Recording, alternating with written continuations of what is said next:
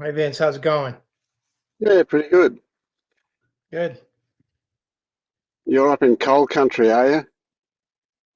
Yeah. Yeah, we're like about 15 degrees. Oh, wow. Okay. 28 degrees here, 28 Celsius. Celsius though, right? Yeah, yeah. What is that? I don't even know. Oh, I don't know. Siri, how many degrees Fahrenheit is Oh 28 yeah. Celsius? No, she's ignoring me. How many degrees Fahrenheit is 28 degrees Celsius? The answer is 82.4 degrees 82.4 degrees. Fahrenheit. You're hot. Yeah, we're freezing.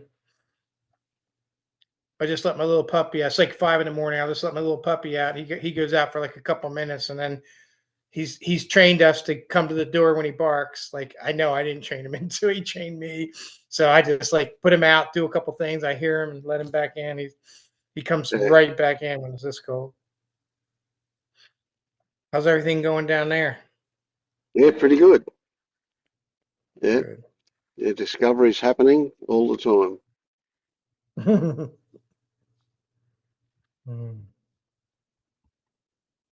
Maybe I wasn't there last week because I was visiting my kids, but has the attendance gone down because of pre-Christmas in front of Christmas and stuff? Or Oh, it's certainly down, but I don't have any. I don't know why. I think you guys have had Halloween. No, no, what something anyway. There's been some holiday last week, and it's Thanksgiving? Christmas again. That's right, Thanksgiving, Thanksgiving. right? Yeah, yeah, yeah. Now Christmas. Yeah. So who knows? Yeah, That's true. It's a lot of well, Christmas is pretty much everywhere, isn't it? Almost, yeah, yeah. It is. We're even still though a it's couple of weeks away, but yeah, everything gets geared people up are getting for it, I well, they're guess. already Yeah, starting to get like I noticed before like around Thanksgiving to Christmas, like people start to they appear to be stressed and yeah. hurrying and rude. Yeah, it's interesting. It's supposed to be a time of joy, and yet it's more stressful than other times for some people. Yeah, Oh, it's I don't know. That's all I see is stress. Like my girlfriend and I, we have like an agreement. We don't give or receive gifts. Like we just yeah, yeah. we don't agree with the whole marketing point thing of it, and we Yeah. just like give each other things like at weird times. Like she wanted that, I'm gonna get it for her. You know what I mean? We don't no gifts at Christmas, no nothing like that. No, in the standard holidays, we don't Yeah, yeah, we yeah. don't So you don't do follow the them. rituals. No, no. It's and the reason is because it's stressful for both of us. Like we're like, it's not really the money. It's just like, I mean, I guess the money has something to do with it, but it's just that it's stressful trying to pick the right gift and this and that. And then like I don't even like receiving gifts. I'm like, you didn't have to do that. I don't need that. It doesn't give me a good feeling really. And I mean I guess sometimes it does, but I don't know. I'm sure that there's some dysfunction in there that's keeping me and us from wanting to do that. But Oh, who knows? That could well be the case. Yeah, yeah, yeah. There's a lot of different aspects to it. If your circumstances are such that you've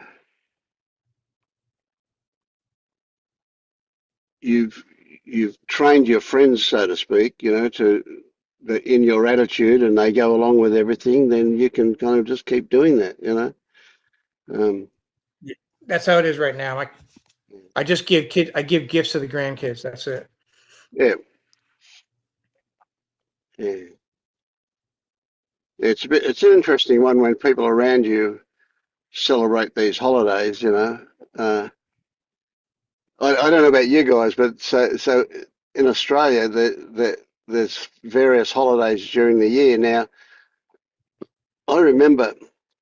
I mean, I'm an old man now, but I remember right from when I was a kid, a holiday was a holiday. And who gave a shit whether it was the King's birthday or bloody Australia Day or any other excuse they come up with for a day off? It was a day off. That's what it was all about. Was a day off. And we certainly celebrated that. We enjoyed the days off. We'd go to the beach or we'd do whatever we were going to do. But who cares what the celebration was? That just didn't register. It was just a day off.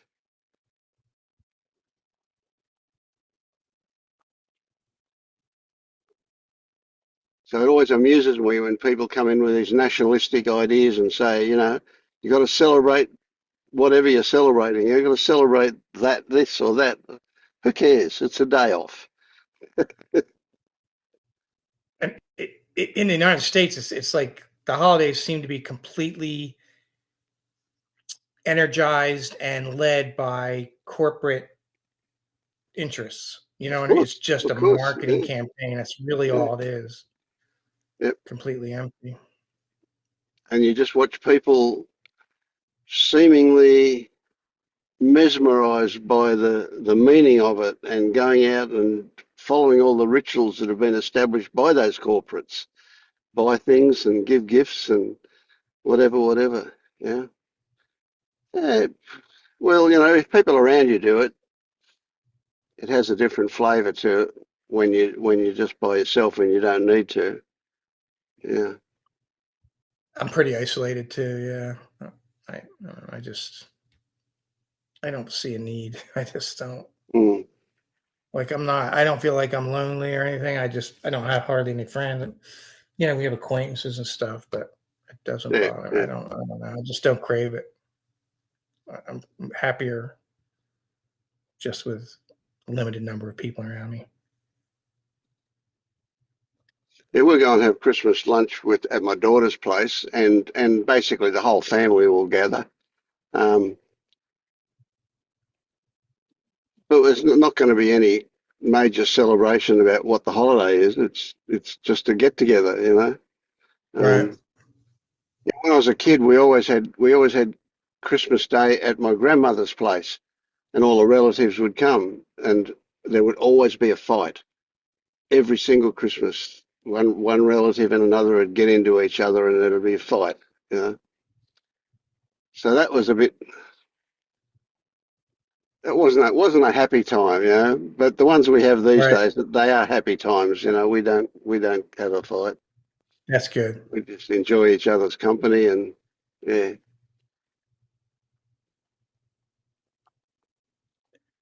And imagine a Christmas lunch of my family where people either died with mental illness or are now institutionalized for mental illness. So imagine the Christmas lunches in my family.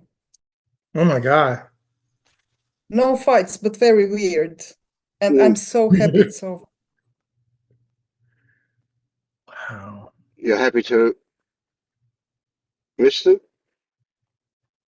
No, I don't miss anyone. It was always my mom organized it, so she's not capable of doing it anymore for years now.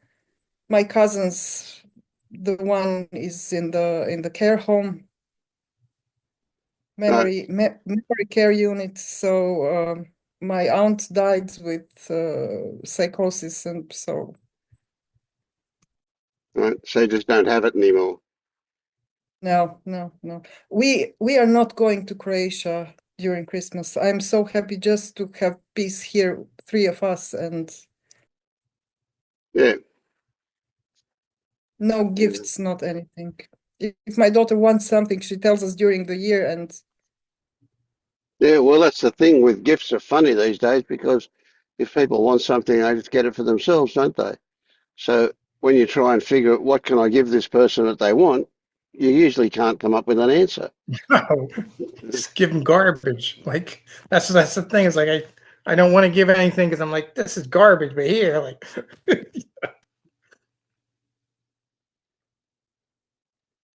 It's a good opportunity to watch ourselves, though, when we interact with people that are still lost in the ritual stuff. Um, it's interesting to watch people being happy.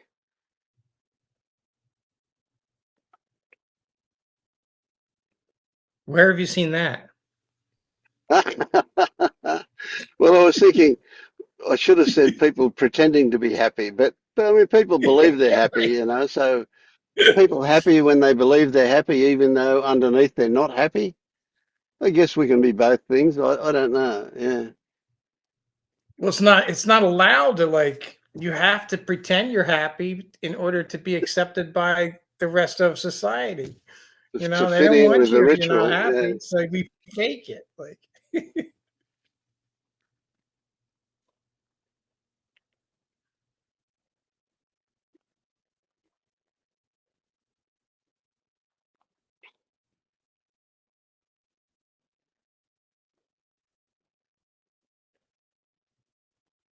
Yeah, well, a lot of the, I mean, of course, the religious people get going. They just love that. I guess that when I say the religious people, I think probably just the Christian religious people. I don't know enough about other religions to know whether or not they celebrate that day. They probably don't, eh? They would have their own probably days. not. I don't know. They That's all have Jesus Christ. something Yeah. around this time of year because it's actually pagan. It's when days become longer, and this is something to celebrate. Okay, yep. Yeah, well, that makes more sense than the other stuff. Yeah.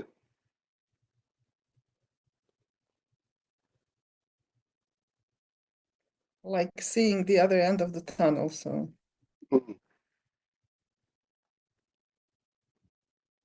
But it's still only halfway through the cold season, isn't it, for the northern hemisphere? Yeah. Right. We're short days and cold. And is it low light for you up there? Are you far enough north to get the short days also have low light? No, it looks like a normal day. It's just it gets, light later and dark earlier. Yeah, It's yeah, not yeah. it's not like, I don't know how far north you have to go for that. Mm. We have seen some northern lights though with the solar flares recently. Oh, okay. So they're moving further south, eh? I guess because the solar flares made it more intense. It was just briefly, a couple days. We had some solar activity. Mm.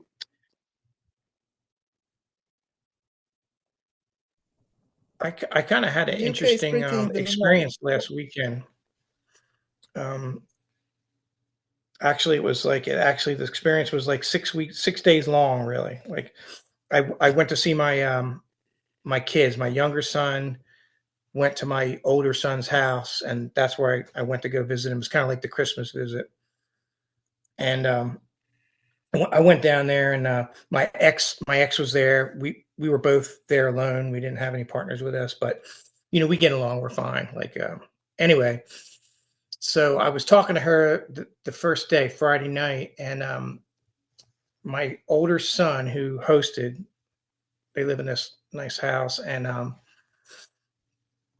he I'm trying to make this so it's not too long, and because it's cloudy, but anyway, his wife will some it kind of has this habit of criticizing him for trivial stuff in front of everybody else occasionally. When I first After they got this big house, like when I went to go visit him, that first time I visited him, I like was having stomach upset. And I kept thinking it was this, it was that. So I got home and it went away. Right.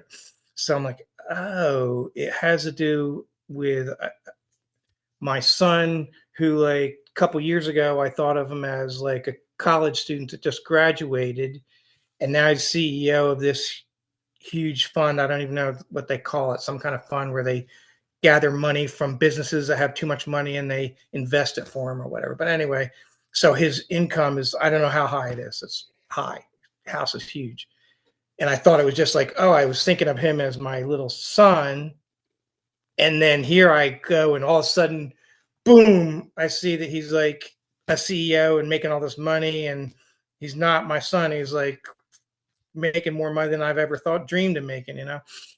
And so I just assumed it was that. Went back a couple times with my girlfriend. It gave me some distraction. I didn't notice it too much. And then this time I'm talking to my ex the first day, and I'm like, oh, Meredith, his wife. I said, Meredith seems softer now. She seems, you know, nicer, softer. So the next day, I'm eating breakfast. The next day, like, some of this is cloudy because I think I was like hiding from it, but I ate breakfast, and then like lunch came and my stomach was kind of messed up. I'm like, what the hell is going on here? And then that night, like, it got even worse.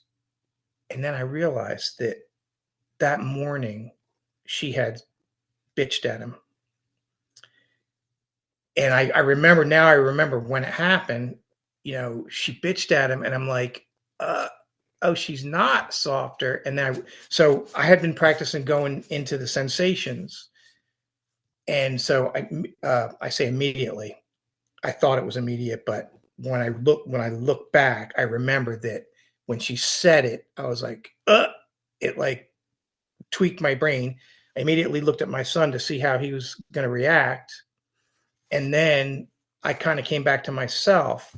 I thought I had kind of like neutralized it, because once I went back into my, sensations, I didn't really think much about it after that, but I think really what happened was that even those few seconds of like just it, I saw what happened. I looked at his reaction. I empathized with him. And then I didn't realize this till later on, like days later, like these things have kind of come up over the last 5 or 6 days. It wasn't even until I was like driving home that I realized it was the stomach thing was about this. And so anyway, so I start later on, I realized that I was hooked in because of my divorce. You know what I mean? I look at his reaction. I know he's sensitive, low self-esteem, similar to me. And then, I just I guess I subconsciously dove right back into all the scars from my own divorce. And it took 6 days for this stuff to unravel.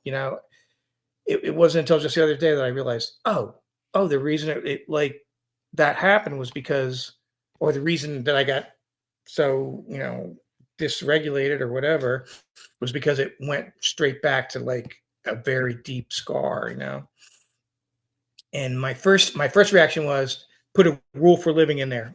Maybe I just won't go back over there, or maybe I'll only go when she's not there, or something like that, And I'm like, and I know that like those rules for living, like they just pen you in. And I know it's just like me trying to protect myself, exercise control.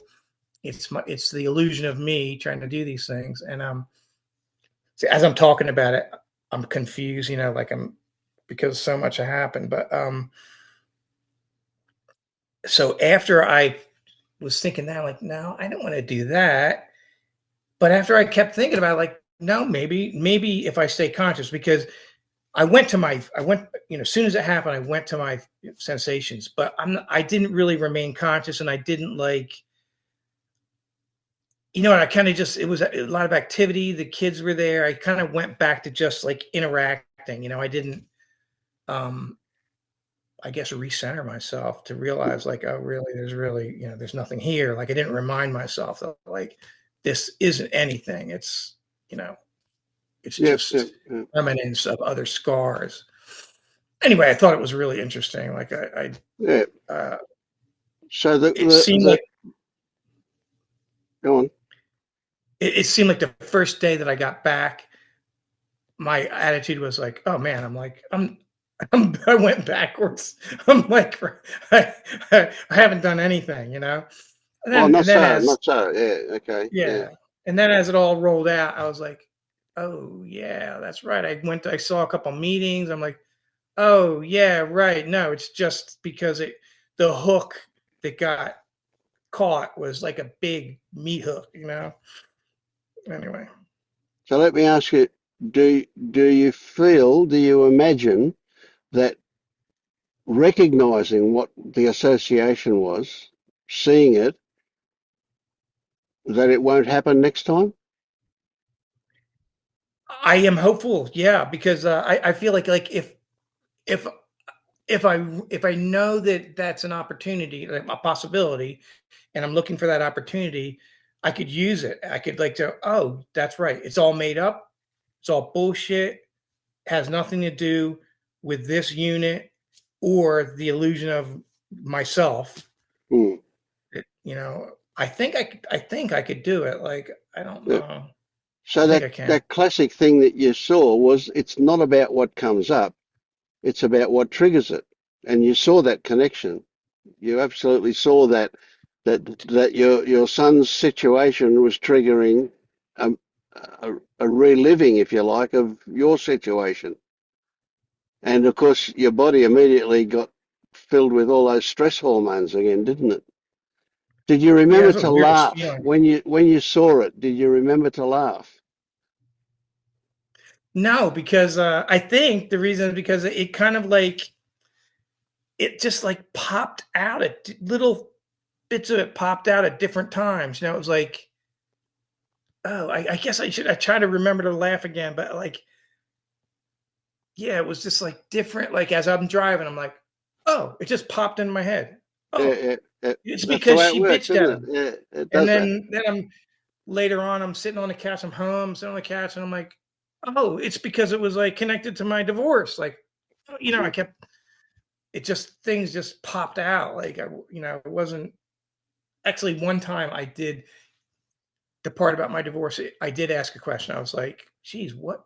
And I didn't do it like in an inquiry type sense. I just said, so what is it about me that makes this, you know, that makes it so my a vice clamps down in my stomach when this happens, and then it just popped out of my head like just like that. Oh yeah, it's Mm. your own divorce, like Yeah, yeah, yeah, your yeah. guilt, your shame, Yeah, your look, and I don't know how accurate this is, but it seems to fit to me. It's interesting. This whole situation is something you can't stomach. exactly. Yes, I thought of you when I realized. I was like, oh yeah, this is all related to my stomach. I was like, yeah, yeah. He talks about that, like can't stomach it because there is a part that like in my sensations, like below, maybe a couple inches below my solar plexus, probably above uh, my belly button. That area down there, I don't feel it very much. Like I don't get that many, you know, sensations. But then when this all clamped down, I was like in pain Yeah, for yeah, yeah. a day and a half until I finally got the hell out of there. I was like, I gotta get the hell out of here. It was funny. Right. Yeah. So now you're in a situation where you can't wait to go back to find out whether it's changed or not. I don't know. Like, there's still some trepidation because there's Oh, doubt. Like, sure. there's a Yeah, little bit of yeah, yeah. doubt because I don't honestly like. If I didn't think there was a chance of solving it, I probably would not go back when she was there because a day and a half of acute stomach pain, Yeah, yeah. not really, not really the nicest thing that I really, I'm not looking forward to. Of course, it's in the future; it doesn't exist, but. Yeah, yeah. Oh, well, it'll be interesting to see. Yeah, but that's the way these things do. They just pop into your head, and then you go, ah, yes, yeah. It's it's a good one. Yeah. Look, I'm going to have to go and get my power supply because I Okay. mucked I mucked up and I'm running out of battery. But so you guys talk amongst yourself till I get back. I won't be a minute. Okay.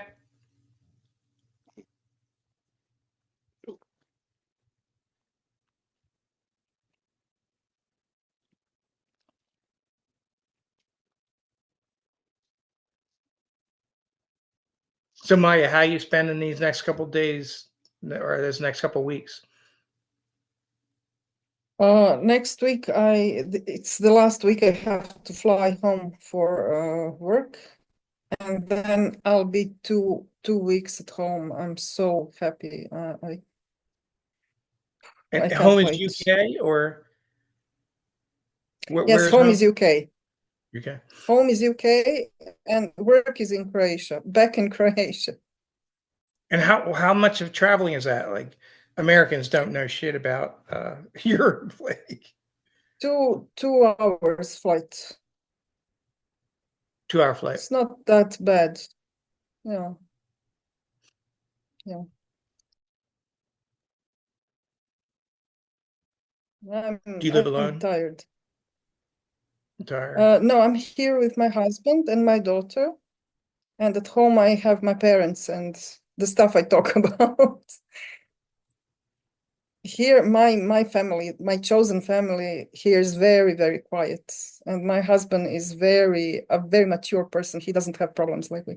I now when we talk about our things and everything, when I think about him and what was an important thing to draw me to him, this man was I've never seen him triggered for many years, for Really, many that's years. awesome.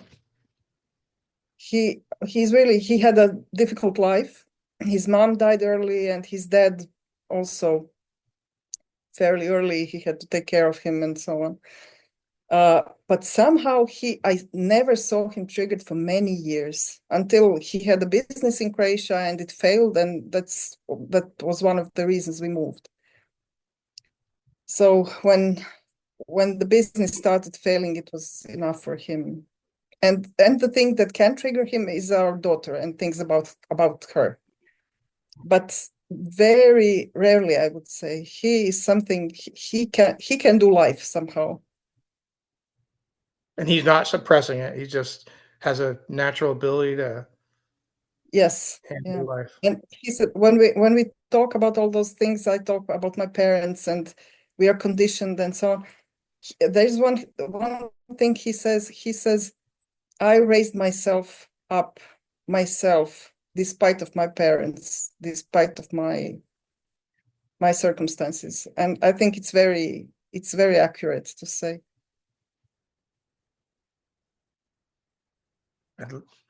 Drama is like it's awesome that you have such a partner, because drama just like, I don't I'm know. so I mean, there grateful might be use every for it, day. but I hate it.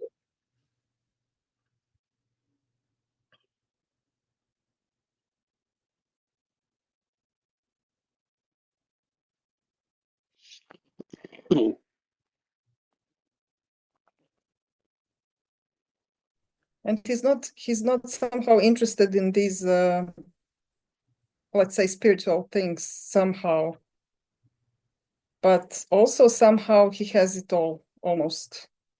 As I said, he's so free. We can be silly at home. I talked about that the other day. We can be silly, but no triggers for him, no problems for him.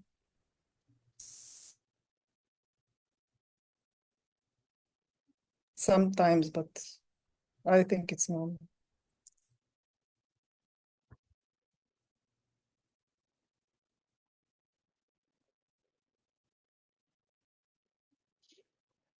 Like my partner is has a lot of trauma, and she has periods when she gets triggered, and but it's not like she's a drama addict. You know, she's not creating drama. She just, sometimes the trauma just comes up and boils over.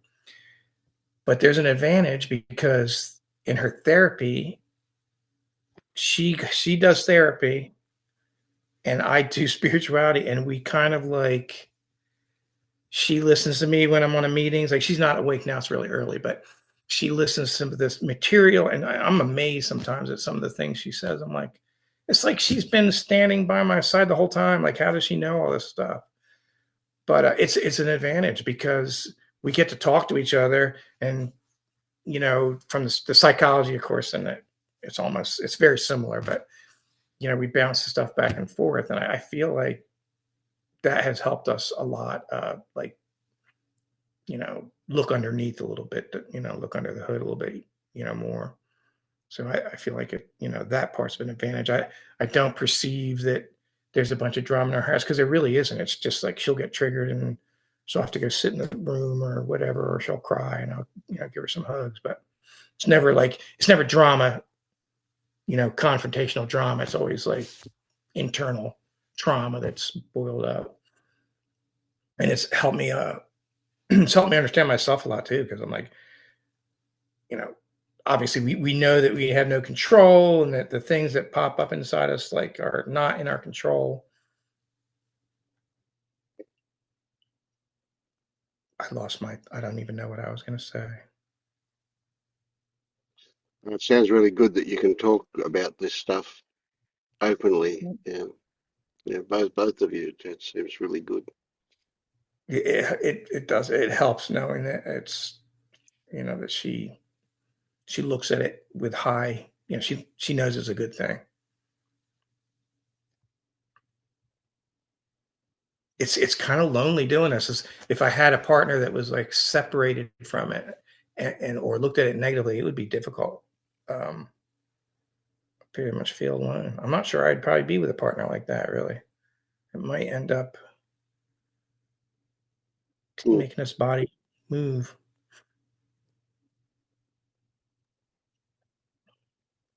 But I knew what I was doing. I married at 35 and I had partners before. But I thought to myself, if I am not completely sure that this is the one at the moment that I sign up for this, I will never get married, and no problem with that. And then he came along. I'll marry to my job, I'll do research, and I'll be happy with that. It will be no problem. So there was plenty of opportunity to have less good relationships before that. Mm. Yeah.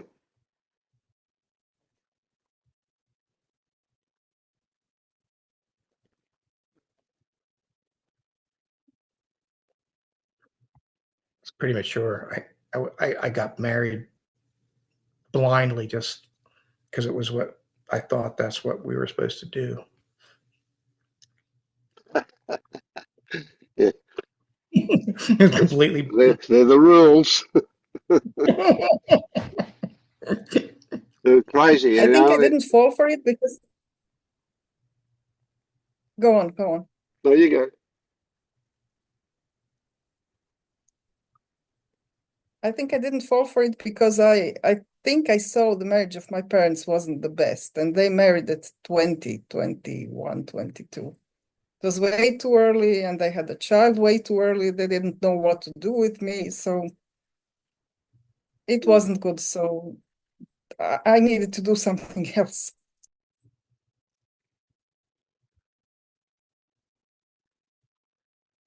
Makes sense.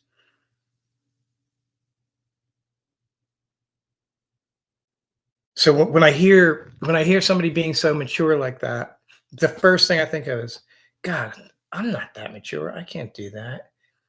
And I just it's like I don't even know where I'm going with it. Just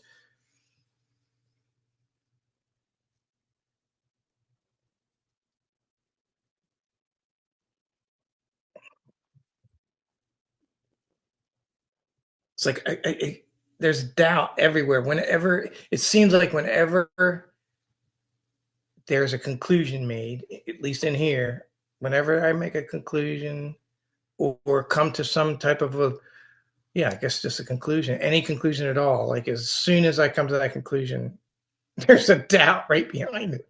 It's like immediately. But really, is that true? Hmm. So how do you respond to that one do you think that you need to make better conclusions, or do you think that coming to a conclusion at all is If I back out, I realize it's all bullshit. It's like it's all just. I was watching a video the other day, which really helped me a lot. Like this woman, some stages of waking up, and she's like, "Oh yeah," so, like I just woke up in the morning and I just realized that like it's all made up, like everything, like there is nothing that is not made up. It's just all absolute. I hate to use the word bullshit. I guess it's just I'm used to using that word, but because it gives the impression of like you're trying to push away, but it's just false. It's like nothing. It's almost like there's no reason to get upset about anything because nothing is real. There's no.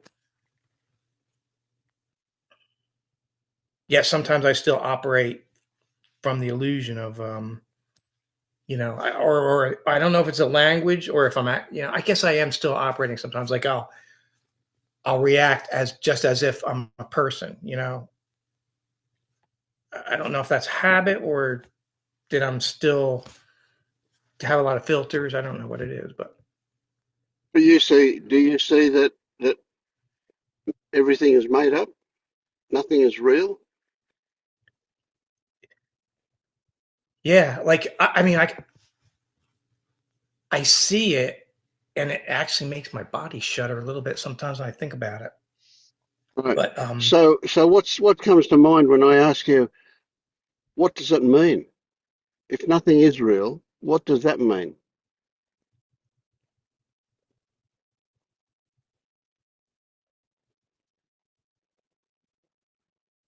there's So you no haven't I. thought I'm about not. it before.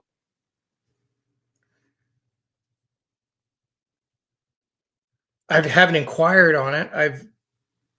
I mean, since I've seen that video, and it wasn't the first time I've heard that, but since I've seen that video, I've backed out, a bunch of times, and I'm like, oh yeah, like So when you saw what does that video, when you first saw that video, I'm getting the impression that you went, that fits. That seems right. Is that how you responded to it? yeah, like I'm Yeah, like, yeah, yeah, oh yeah. yeah. So if you So go the next step and say, well, if that is right, what does that mean? Is that something that you contemplated? yeah, I think so, but not. I probably just didn't ask those words, but so if it's all made up, all thought, Yep. even these physical objects are really made up because my brain is just like, you know, Yeah, but yeah. so it leaves like there's nothing to there's you don't know how to live. Like you don't know how to because you want to grab onto things. It's like that you want to control, have a little bit of control somewhere. Because if everything is made So, up, it means so if blank. you, so if it's all made up, and the consequence is that you don't know how to live, what about the fact that you are there?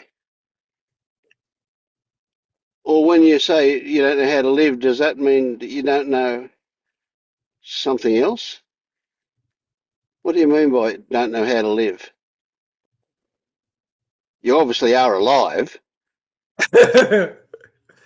Okay, let me maybe. rephrase. Maybe Hang on, maybe no, the question. you're really just a Maybe it's picture on my screen. it is. I guess it's like thought is so. Uh, I'm gonna say conditioned, but so used to or conditioned to grabbing onto this or that or this or that or this or that, making conclusions that it seems like there's a blankness that I don't know how to experience, or I don't know. Um,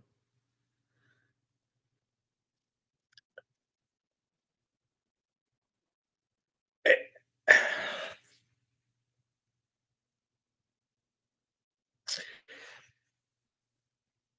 So it sounds like you so don't when know what you don't know.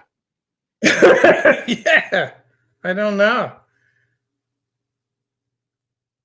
It's a there's a fear or something too. Like it's just But if to get don't you get this, that if that's a reality, if everything really is made up and you don't know how to live, but look, you're alive and you've been living and you've worked out how to live, even though you may not have planned it, you're doing it. my body's doing it. Like now, it's just my body's Yeah, doing it. yeah, yeah.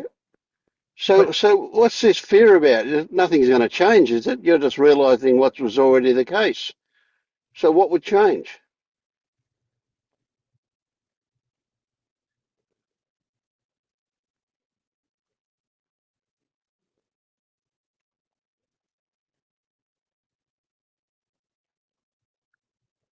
I'm imagining I have an expectation that if everything's made up and it's all false, then there's nothing, that all is blank and there's no experience. I think. But but what you're currently experiencing, well, if that's made up, you're still experiencing it, aren't you? Nothing. Where does the blackness come in? What's got to change to create the nothingness that you're referring to?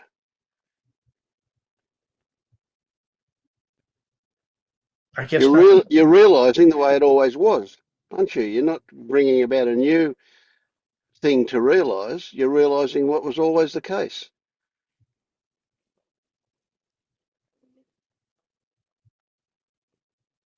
So why would anything change?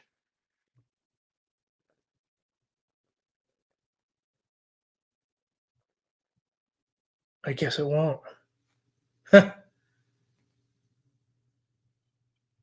But the fear that you experience when you think about it, that's real. So is that real fear a response to something you imagine or something that is actual? Something I imagine. I Okay. imagine blankness. Yes. So do you see that clearly enough to allow that belief to fade out, or is there still something missing? I don't know. I need to feel with it for a while. So just imagine everything is made up. You'll soon feel it if it's still there.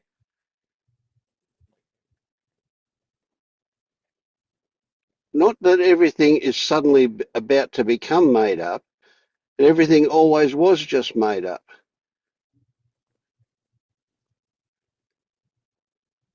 So the movie screen analogy is coming to mind.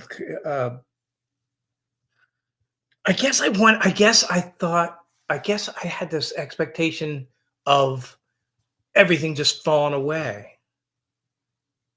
Wow, that's a pretty powerful realization if that can have that effect. Now, a lot of things would fall away if it's all made up, wouldn't they?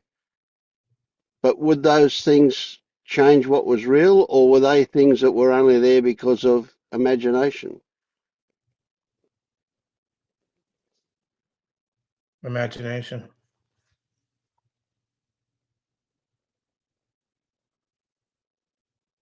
You have to see that at a certain level for it to change. Otherwise, the imagination will still be there because the belief about something will keep it there.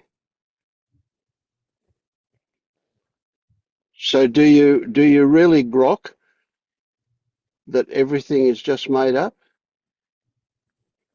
And is that something you feel in your bones?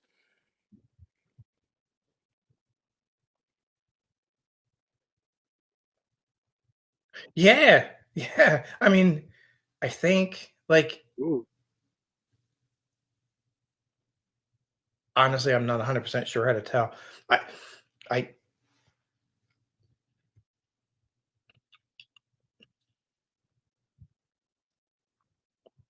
the doubt and the all or nothing are trying to hold me down a little bit. Well, even the doubt's made up, isn't it? Yeah, it's another thought. It's all bullshit. Mm. So you But the got to doubt's back what out. comes up. What's underneath the doubt?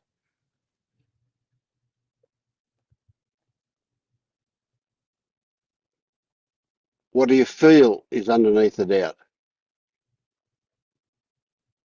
Fear. Yeah.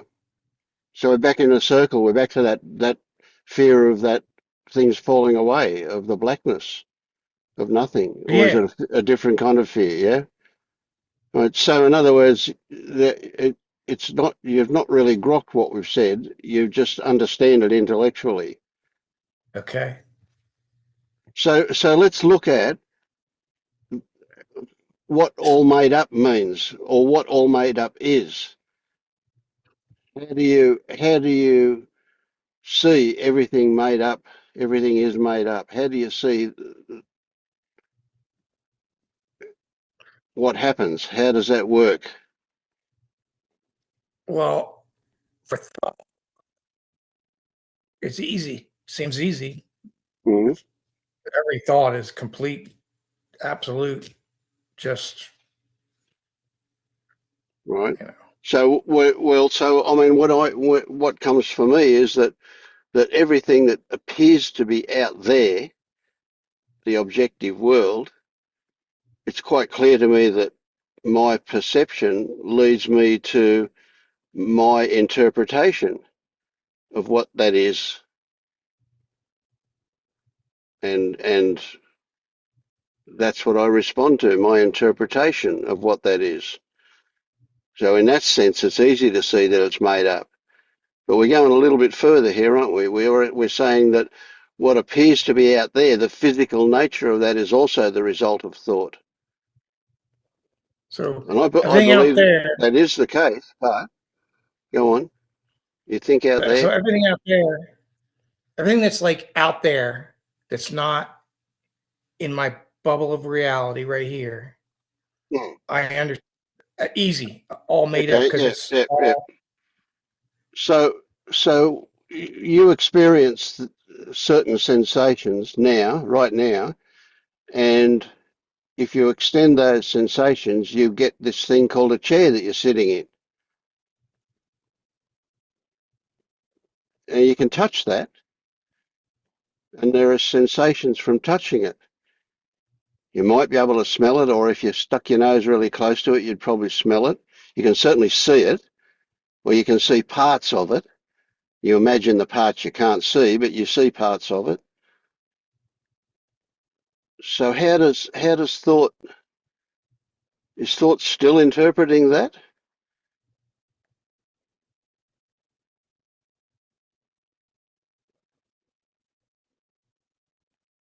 As long as there is a thought of chair or color or uh, that's thought. Like I can tell that there's a little bit of pressure under my hand. I can tell there's a little bit of pressure under my butt and on my back. But everything else is thought because I'm like throwing thought on it. Like otherwise I wouldn't know it was a couch, Yeah, yeah, yeah, yeah, exactly. Yeah, or I wouldn't know it was brown, what color it is, or yeah. So you accept that that's just your interpretation of the thing, and you end up with a label of chair, and that's the way it works, and so on. it goes deeper than that though, right? Like because even the feeling of this material or whatever it is that my hand is on, it's just a sensation, has nothing to do with what's actually there. And even if we look at it, we're not seeing what's there. We're not seeing the fact that it's like 99% open space. We look at it, it's not even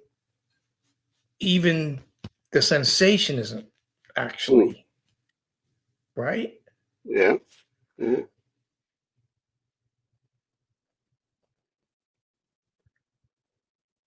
Yeah, it's weird. It's like I don't know what it's like. I still get that. Like I get like this shuddering when I.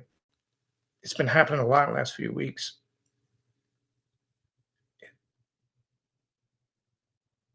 As if I guess it's like I feel I have this like as if I get it, it's gonna go poof, and I'll be in space. Like Well, you kind of will be, won't you? Because what that you'll go.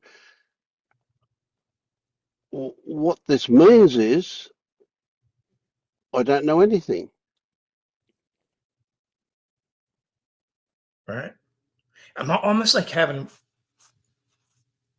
like wanting to cry almost. Yeah, Like I'm not really sad, but it brings yeah. up that. Yeah, yeah, I get it. I get it. Yeah, yeah. So it's kind of a cry of just letting go or something. It feels like just a release of shit that's been in there for fucking 68 years. Sorry, excuse my language. I'm sorry. Yeah, no worries. Yeah. Yeah.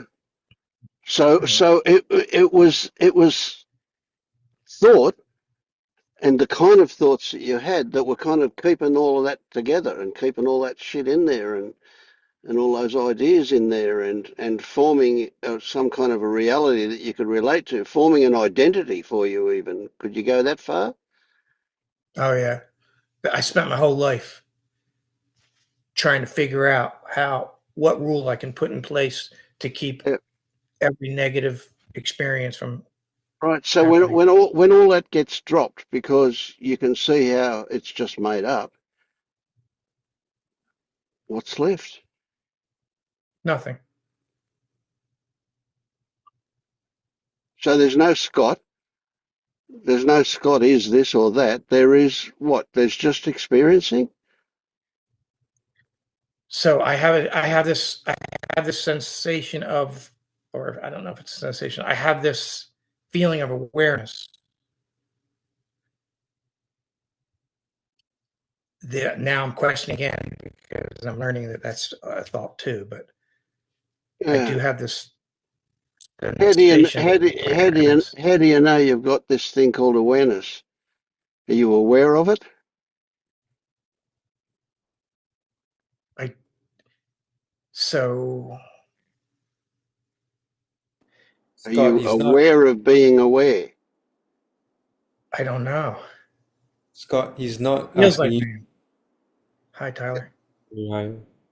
He's not asking you for an answer you can think of. He's asking you to look at what's there.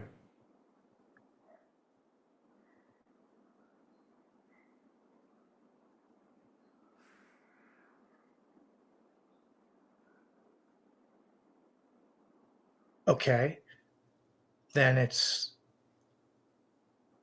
I think maybe it's because sensations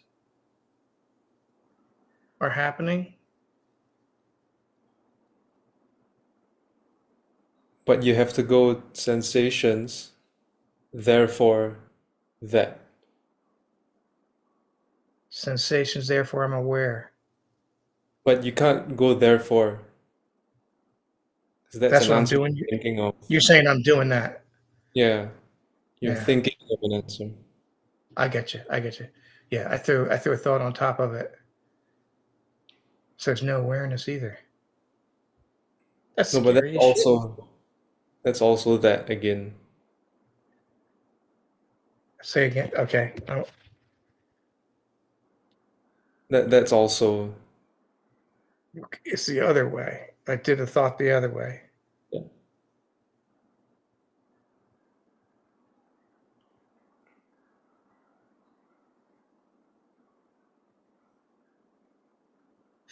When I get here,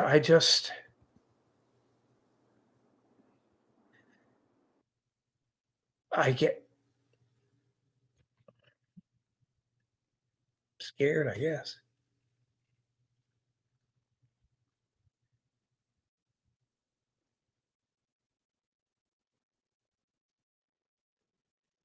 Is it just addiction to thinking? There we go. Thinking again. So where's the scared that you just said? Where's that? I get scared, you said. Did you think you were scared or did you feel scared? I felt scared. Yeah, I'm assuming it's fear. I start to yeah, shake a little bit, like tremble a little bit, yeah. like when I think about nothingness, like it just Is it a whole body thing? yeah, yeah. It's not just a sensation in my emotion body. It's like my whole body just kind of shakes just a little bit, like a shudder, Hmm. like if a train came by and almost hit you, like something like that. So what do you think it's telling you? Well, if it could talk, what would it say to you? First thing that come to mind. scared, I guess. No, we're talking Nothingness. about the feeling of being scared. Let's say give that a voice and allow that to talk to you. What's it saying?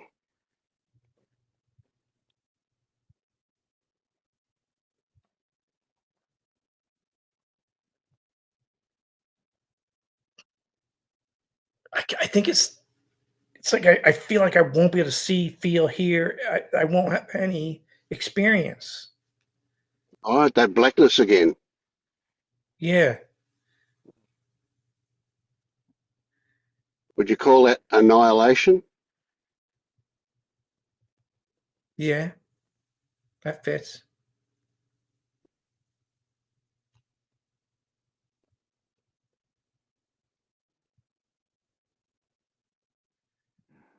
But there's no blackness, Scott. If there were blackness, there would be blackness.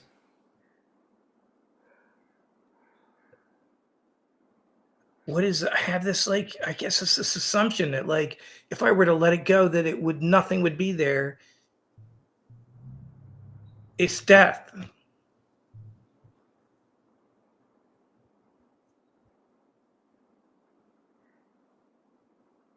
What's that? Hmm. What's that? What's death?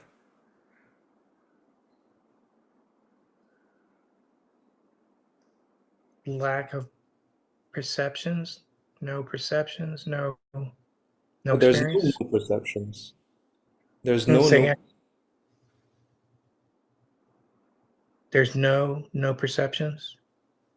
Yeah, you're just making it up. Perceptions are part of it.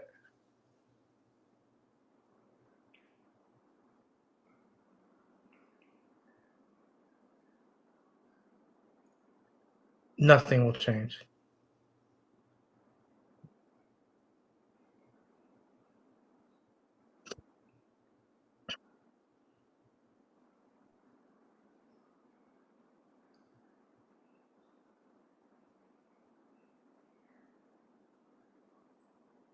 What's change?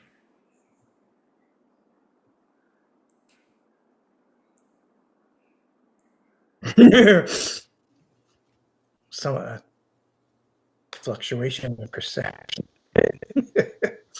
Made up too, isn't it?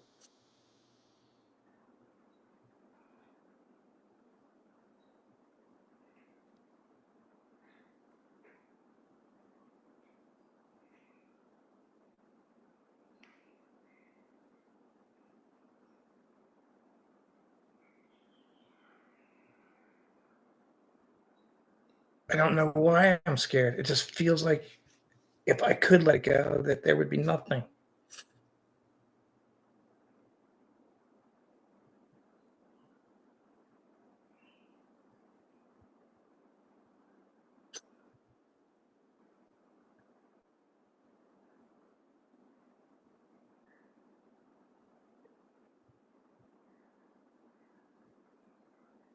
It's not a problem now. Hmm. Well, if everything's just made up, it's made up by thought. Would that be right? It's made up by thought. I guess it has to be, right? Because Right? Yeah. Okay. So and then let's say if there's no thought, is there still anything, or does it disappear without thought?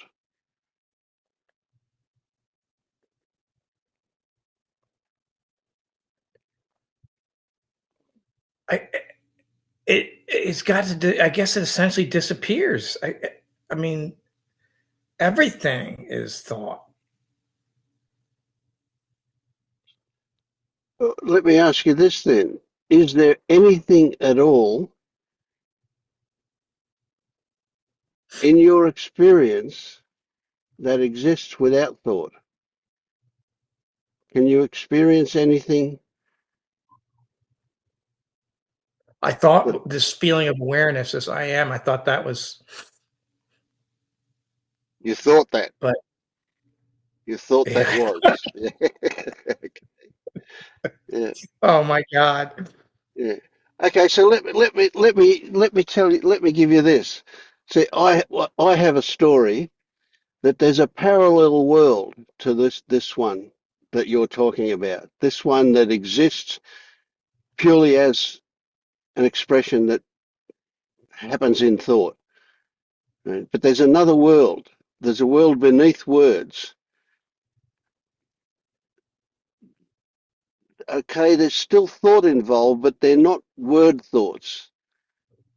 They're not verbal or textual. They're not word thoughts. There are no labels. Labels are a gross simplification of whatever they might be trying to describe. So what we're looking at is way beyond anything that a label can communicate. Take anything you like. Look at the wall in front of you and notice how it's at one level you would say it's a white wall, but as soon as you actually look at it, or whatever version of white you want to call it, it looks a bit white to me. But what I can see the wall behind you, and I'm no doubt you can see in the wall in front of you that there are an infinite variety of shades of that colour, and there's no possible way that the word white really can encompass all of those, and you certainly couldn't communicate those shades with just the label white, but you can experience all of those different shades, but you can't tell anybody else about it because the words are not subtle enough. They're not cluey enough to be able to do that. If you were a painter, you could probably come up with a dozen variations of white, but here we're talking about 100 variations, not just a dozen. And so even somebody that's got the language of colours still couldn't do it justice, right? Simple, like you're trying to explain to somebody who's never eaten an orange what an orange tastes like. You know, no way you can do it, eh? And so what we're getting at is that but you can still experience the taste of an orange yourself, and so you can still experience those shades of colours in front of you, but you can't describe them or explain them in any accurate way. They're way too subtle. Well, there's a whole world that lives at that level, and that world is the world that's what's left when thoughts are gone. When the world that thoughts describe is put aside, that's the world that's left. Now, I would go as far as to say, just as a matter of interest, but not as a matter of priority for you at the moment, but as a matter of interest, that world is also made up of thoughts. But let's leave it as something tangible for the moment, but tangible only in terms of your experience. There's no ability to communicate it. There's no ability to describe it. At that thought level of it, it has no actual existence. But at the experiencing level, even before you are aware. So when you bring awareness to this stuff, if you say I am aware, that's just another thought, isn't it? But what you're saying is that you're aware of the fact that you're aware.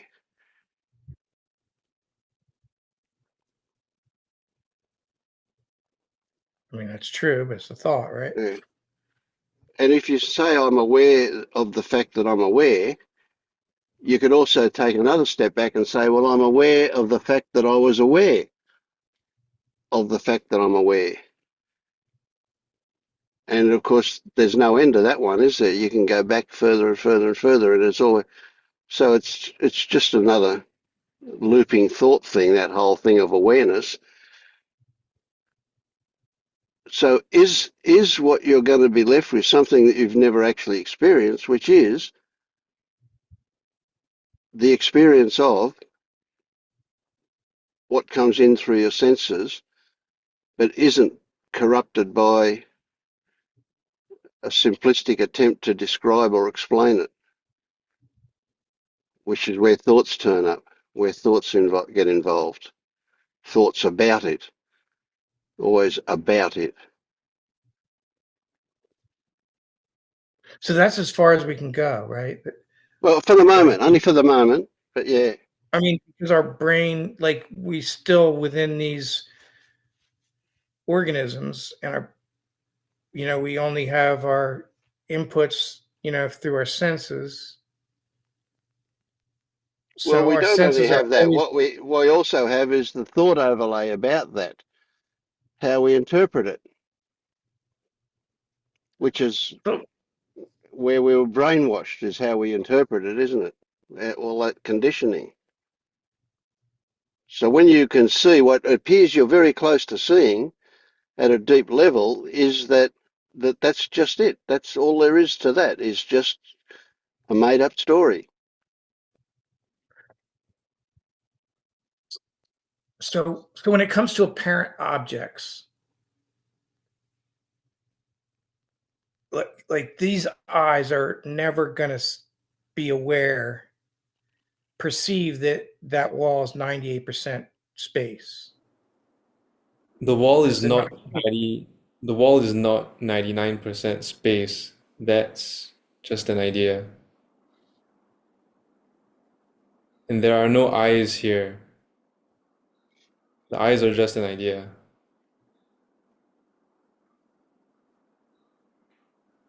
What you see is what you get.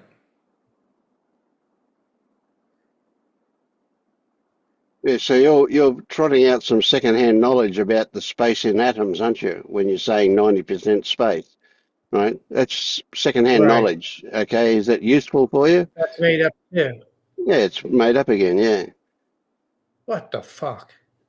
When you say that, when you look at the senses and then you're like, oh, so we're never gonna get past this with the brain because we're just these limited organisms. There's no organism, and there's no brain, and there's no beyond this. That's all made up. It's just this.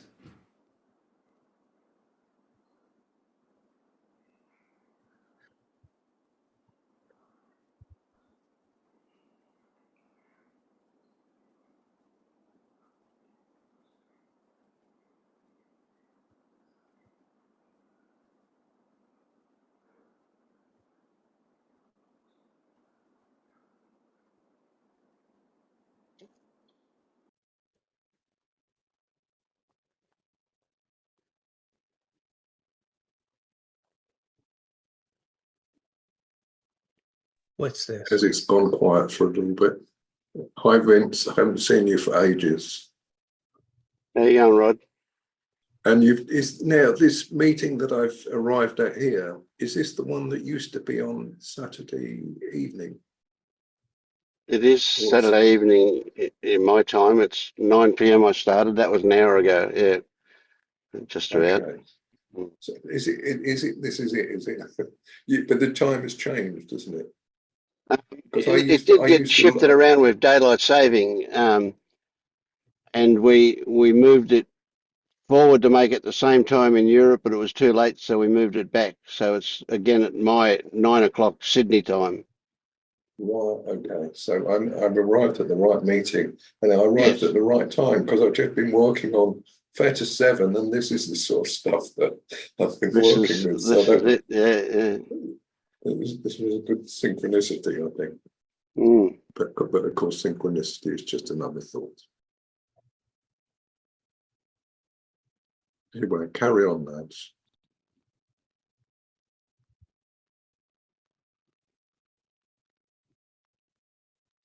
Well, I'd be really interested for you to share with Scott in particular, but me as well, what you've discovered about the Theta 7 stuff. Maybe you need to explain to those who are not familiar with the Thetas what that particular Theta is. It's the obsession with form, or formless. Formlessness, yes.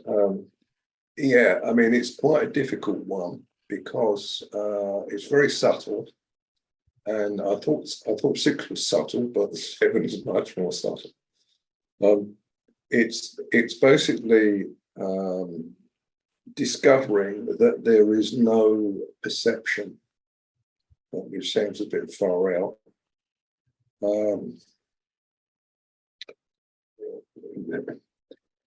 It's more, well, I haven't finished it yet. I'm still working on it, right? So this is incomplete information. But I'm currently start with Feta 6 stuff then, because that's especially if you've gone through that one. Yeah, Feta 6 basically is discovering that you are a subject, or you, at least you believe or consider that you are a subject surrounded by objects. In other words, you're kind of like the center of the universe, or of your own universe, as it were, as you perceive it. There's just sort of like objects out there which help to define who you are. That's basically it. Right. So just say a few words about how why in some circles it's described with the obsession about form. Yes, because it is we're using form in the outer world to define who we are. You know, excuse the use of word and all that, but we know Rod, what we're could talking you repeat about. that, please? Sorry? Could you possibly repeat that sentence? I didn't hear it. Yes, that we are using the objective physical world and objects in it to define ourselves. You know, like we are a subject in this world of objects, and that of course includes thoughts and such like. So if do you grab that? Can you get that one, Scott? That if we're using the objects in the world to give ourselves a definition, to identify, if you like, then your fear of what would happen if that form disappears is that your identity disappears. Seems pretty logical about what you're saying earlier, eh? Yes, fits right in. So can you see how you use the physical world to create your identity? Yes. Because you are in relation to that physical world. You are also a physical thing in relation to everything out there that's physical. And when it's all made up, guess what? We're not here either. I'm not here. Your identity is not here. What you are, Yes. that mystery that you are, that's still, nothing changes there. But your idea of who you are, that's gone.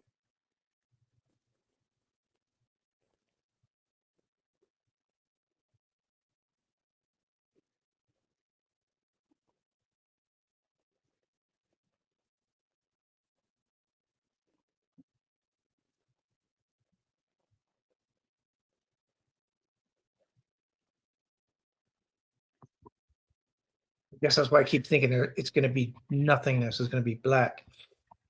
Right. Which brings us to Rod's Feta 7 stuff. At the absence of form, what does that leave us with?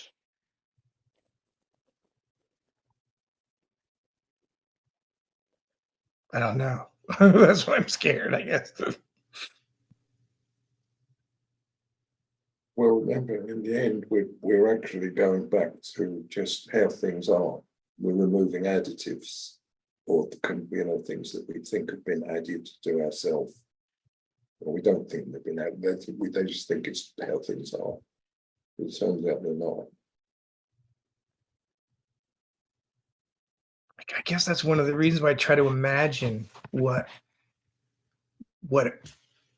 any particular thing would be. Like, I try to imagine it because I want to control it, or I'm fearful of it, maybe. There's a kind of assumption there in the word be. It's like when we're talking about like the early fetters, you know, and getting rid of the sort of personality, ego, self thing. Prior to that, we just sort of talk about it as if it's a real existing thing.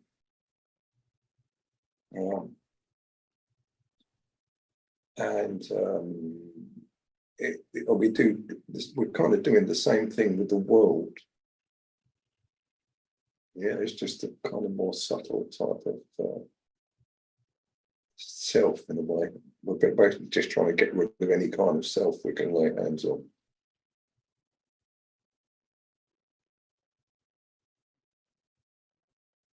That makes sense.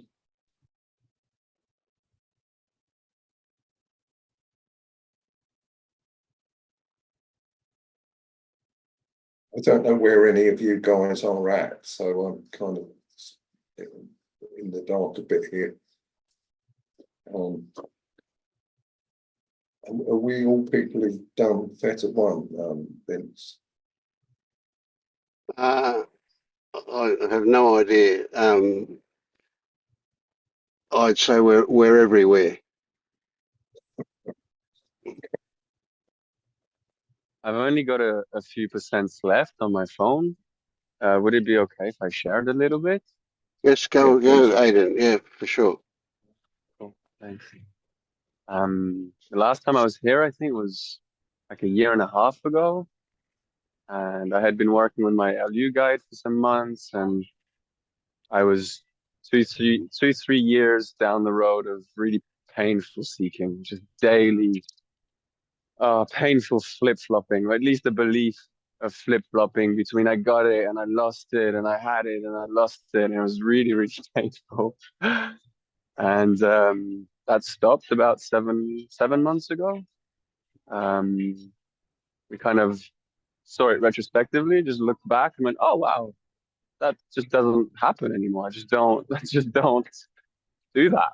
And honestly, it's been a huge relief. Sorry, there's a bike. It's been really a huge relief. Much more flowy, much more light, and it was just doubt, like a huge amount of doubt, a huge belief. It was the same format. Like I can't be clear because I'm still feeling, thinking, acting in such way, and it was so persistent. It just didn't let go for ages, and eventually, yeah, it was just seen clearly, and it just dissolved. And recently, I guess I'm revisiting just self-inquiry, and it's so joyful. It's such a joyful, curious thing, and I'm looking in this very clearly no one there in the senses. Like the visual field is so obviously empty of self, sound too. And I guess now just out of just enjoyment, I'm really kind of picking at thoughts, and in which ways is there a belief in self? And I can't really find anything. And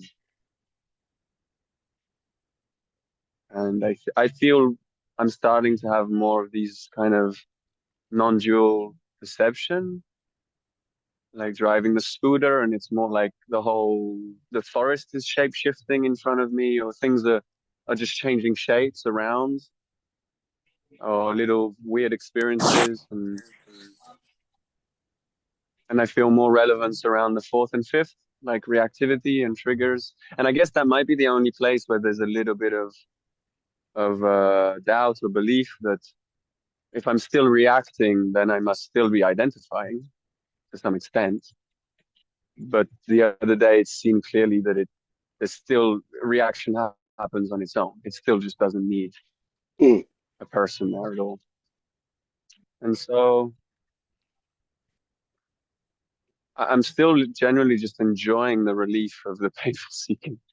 Like it was probably Good 3 years stuff. of really painful, daily, relentless banging my head against the wall, basically, and I just stopped, and that feels good. So And do you remember yeah. that you used to bang your head against the wall all the time, or do you remember the feeling of doing it?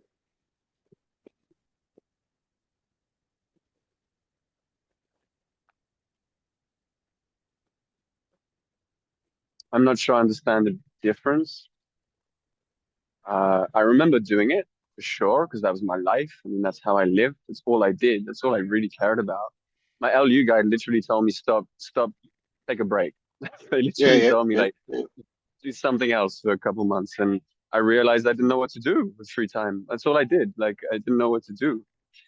Um, and I just remember, yeah, being in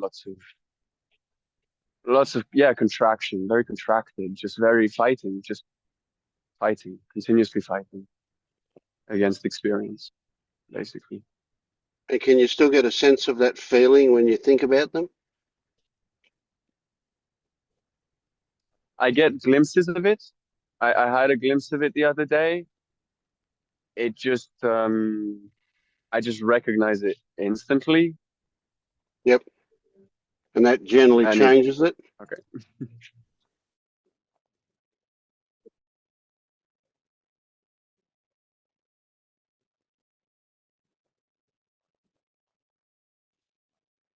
Yeah, I guess this stuff eats up the battery pretty quickly.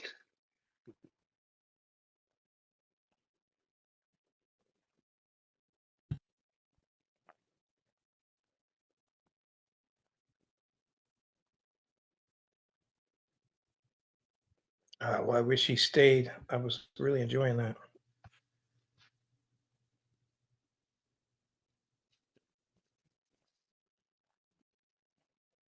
Yeah.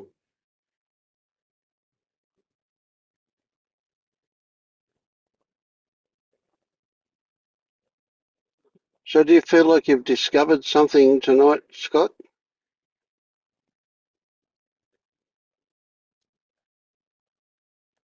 You're muted.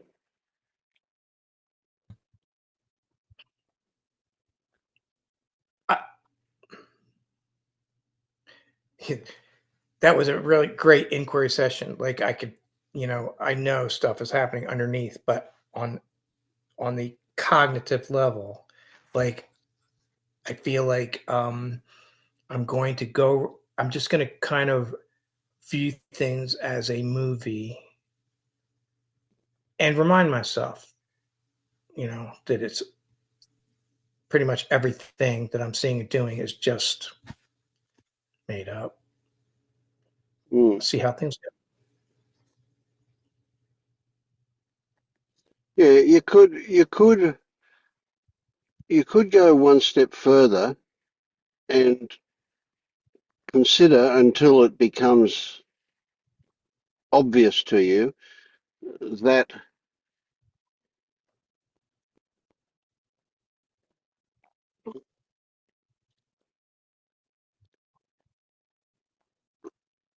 recognizing that everything is made up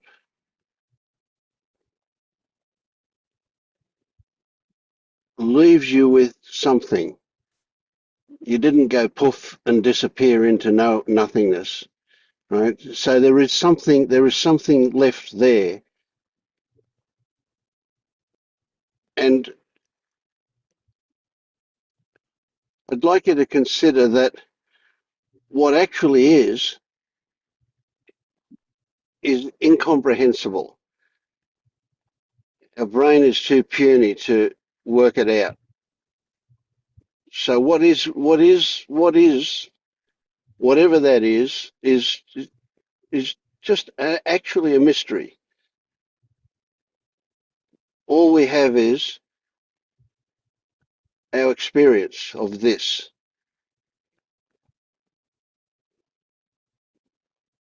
which we can logically say is a response to something, but we don't know what that something is, and we don't even the logic of saying it's a response is a distraction. There is just this, and we can look at it at a superficial level and put labels on it and so on, or we can recognize that underneath all of that, way down beyond where any label can work, there's still experience. Experience of? Don't know, it's a mystery. Just experience.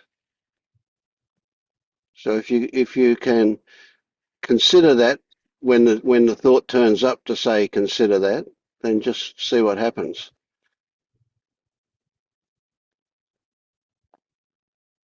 Okay. There's a different kind of blackness, and it's kind of like it's almost made of velvet. It feels good. It's a blackness of knowing that you don't know anything, and that's okay. That's good.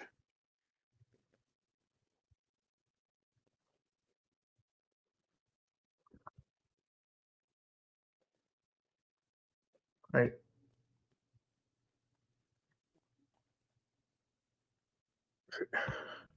It's all made up. You can't know anything.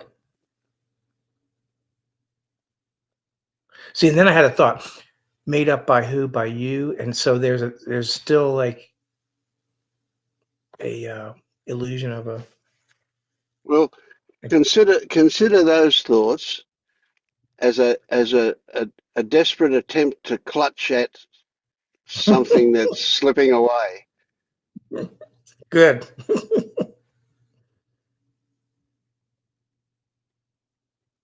I mean, thought will do that all the time, won't it? But I mean, what a waste of energy. It's funny because like when we're doing these inquiries, we're really using our brain, and then so we're using our brain to like examine not thinking. It's like it's really it really twists you up sometimes. You're like, holy shit.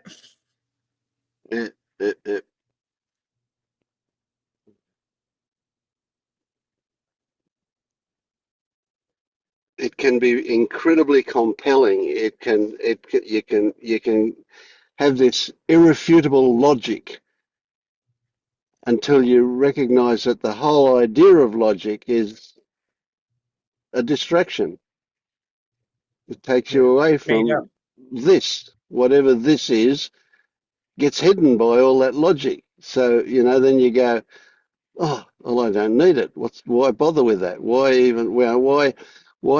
argue whether the sun shines or not?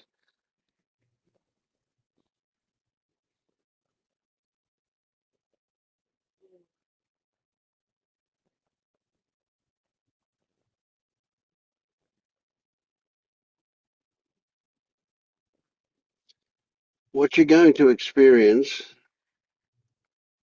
and it was looking at Rod that made me say this, that stimulated this thought here.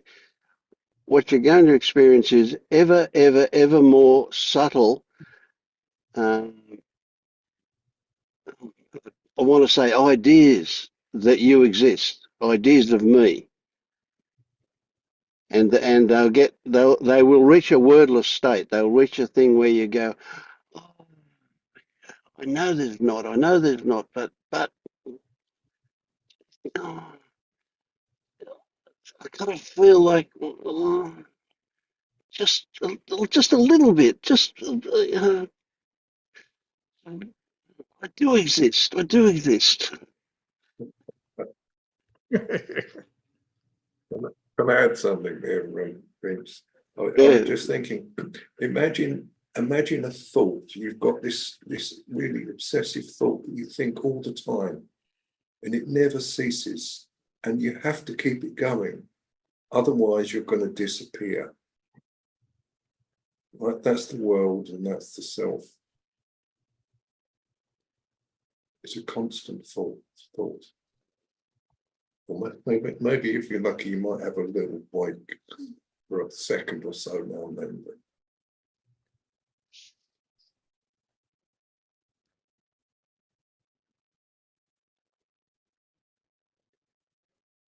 And Scott, and that thought's going on right now. What did you say, Tyler? I'm sorry, I interrupted you. no worries. And Scott, don't get caught up with the idea that it's all made up. Because made up is made up.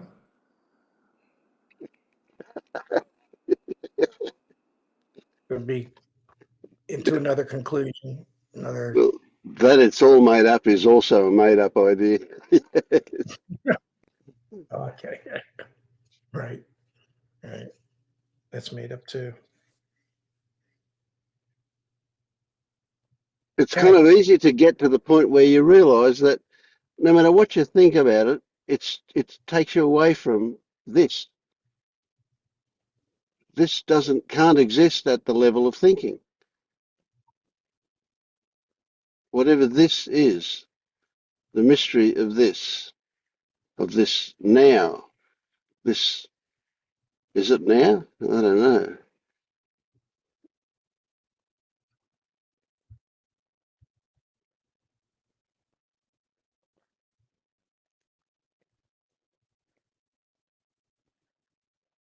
Any idea. So what Tyler's saying is, if you focus on that, you're back in thoughts and you're carried away in that direction.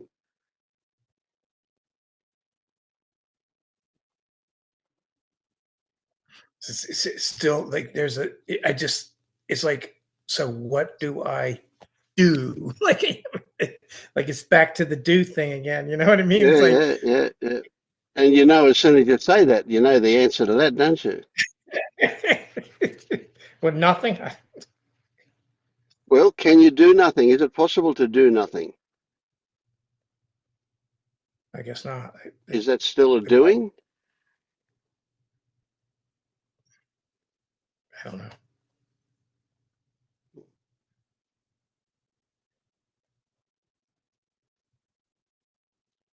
Well, a relevant question might be,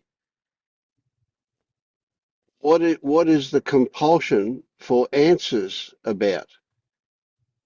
Do we have to have an answer? Do we have to know anything? The compulsion is the assumption that the present moment is not good enough, I think.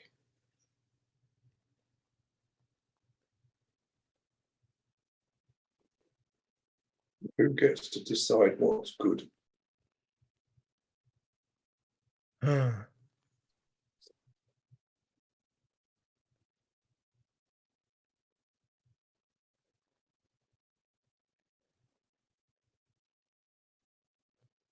I read a brilliant story today, and it was about a jinn, a genie. You know, the genie out of the bottle gives you 3 wishes if you want, or whatever. How many wishes? Be careful what you wish for. You know, the woman that wished for eternal beauty got turned into a marble statue, right? And she stayed beautiful forever. Right? So it's like that, you know. So there's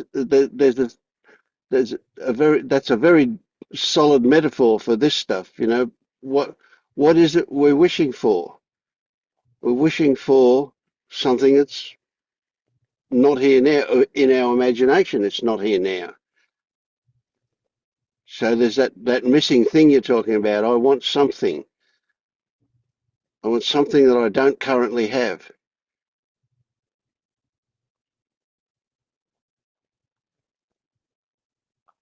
So would an appropriate wish that the genie might give you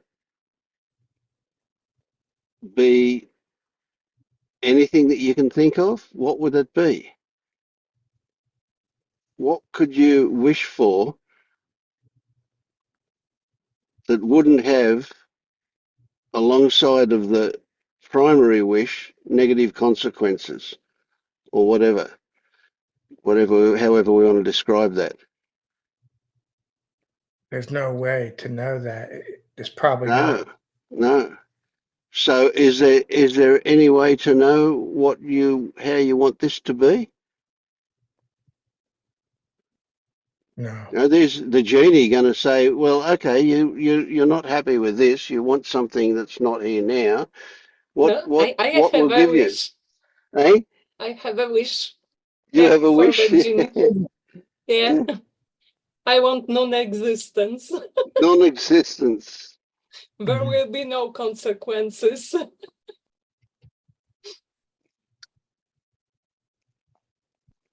Yeah. I was laughing so hard because when Scott was describing this blackness with no experience, because And you were rubbing your hands together. Yeah. I wish it was like that, but it's impossible. That's funny. Oh, Rod thinks it's possible.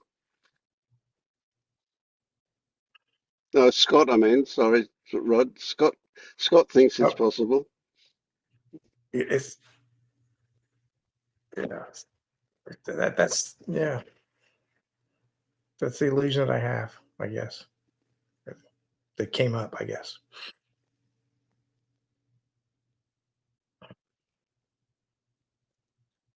But Bianca, what came up here was, but you have no existence already. That's the reality for you. You have no existence.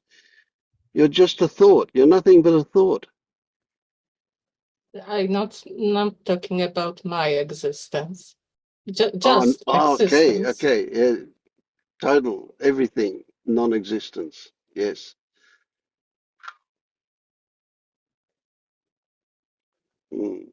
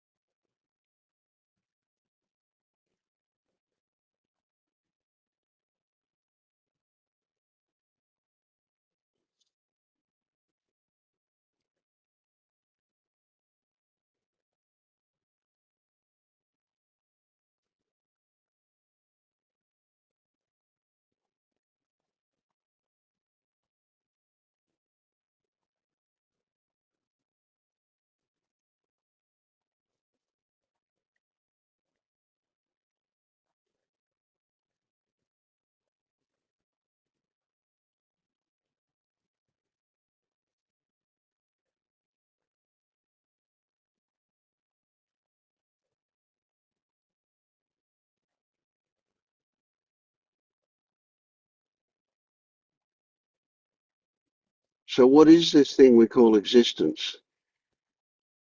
I can't find a definition. I can't. I couldn't begin to describe it. But No, it is it's something, a isn't it? name.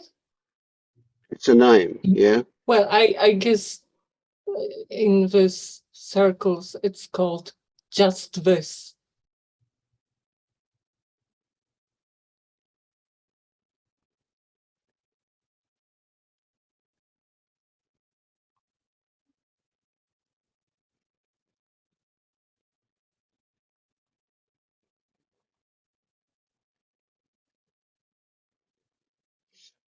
It's It's made it's up too. gone. It's made up too. Planet stars, all that stuff. That's all in thought. We don't have any physical evidence. We don't have. Our hands aren't on it. We don't feel it. We don't. I mean, light comes. Like for purposes, like anything that's in thought is like just doesn't exist, right?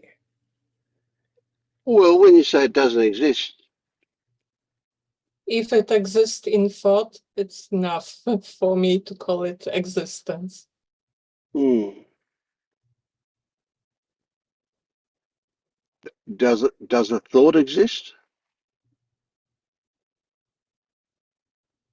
In a way, In a way, it does. Yeah. And do we respond to thoughts with an experience? I mean, thoughts are made up.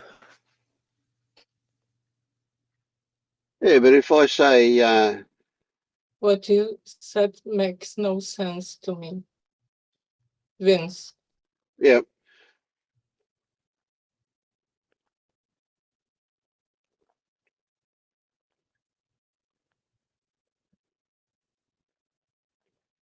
if I say, think of a pink elephant, and you think of a pink elephant, you can say that you had a thought about a pink elephant.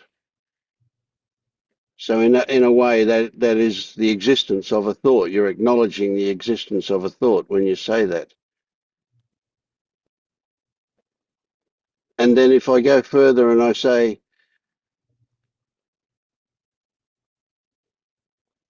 2 days later, you had a thought back at 10:41 p.m. on this date, and we spoke about that thought, and you say, but I don't remember what it was about, but I can remember that I had a thought.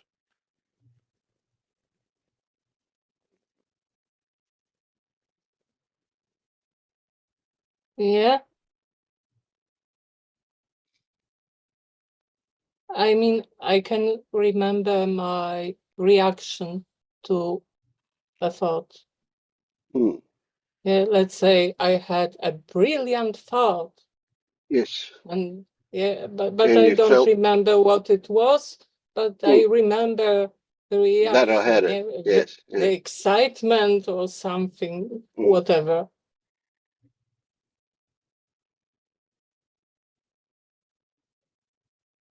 Then I logically induce this excitement was about a thought, so Yes. I Yep. had a Yep. Yep. And so there are various levels of existence in that, aren't there? We can say that the thought did exist, the response to the thought existed, and whatever other things could be said about it as well. But there's kind of that level that thought existed, but it has no tangible existence. When we look at it, we can say, well, it existed for a finite period of time, right? Or it may have been an infinitely small period of time. It just happened and passed through, and that was all it was. It lasted a millisecond or something. yeah.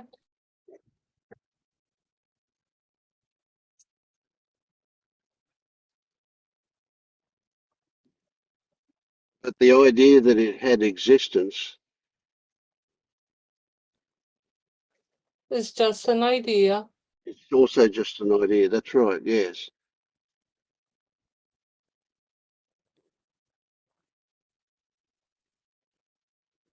And it's a concept too. We're not at any point suggesting that it had tangible physical existence. No. Although we could, if we were in an MRI machine, we could say that uh, certain energy happened in the brain, for example, and that we could That's an correlate with. idea too. Well, yeah, it is. Yeah, yeah. So no, at no point did we say it had that kind of existence. It only had this kind of existence. But I mean, isn't existence a concept? Like existence is a concept. So a concept is a thought, right? So Every a thought word is is a concept. We can't so talk without words. I talk, Yeah. so I use words, I use concepts. How else can we talk? we're talking, but to try to like figure out if something exists or not, if that's just a concept and doesn't and it's not real or it's just made up, like what's the, can you even do it and what's the reason to do it? Like why? Like if it's just meaningless concept. When I am under general anesthesia, there is no experience.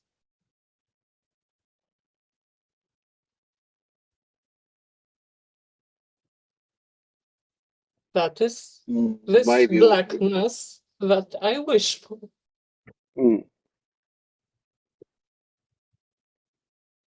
It You might be ex more accurate to say there's no awareness of experience under anesthesia. Yeah, fine, will do.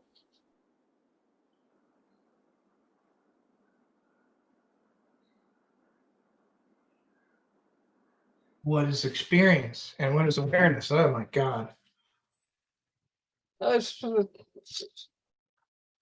Just words.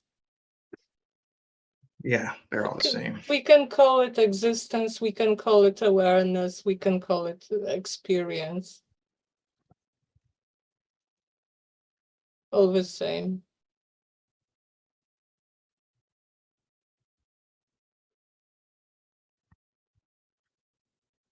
Yeah, I mean, let's say there is the experience of suffering. Once again, no surgeon is going to be able to cut out suffering. We can never put it in a bottle. So suffering has no tangible existence. Well, it does, but it has no existence as a physical. Well, it does have physical ramifications, doesn't it? But where, where do we stop? How do are we talking about suffering as having existence or suffering doesn't exist? Well, suffering does exist, doesn't it? Everybody knows a version of suffering, I imagine. So it has no existence, but it exists. It's a Well, delusion. It's right. It's a delusion. It's based in words and language and thought, and we connect it to a body sensation and call it bad. I guess. I don't know. yeah.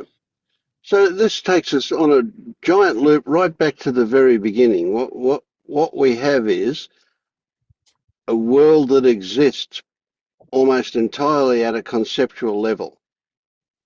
And it's in that world where our suffering arises from, if we experience suffering.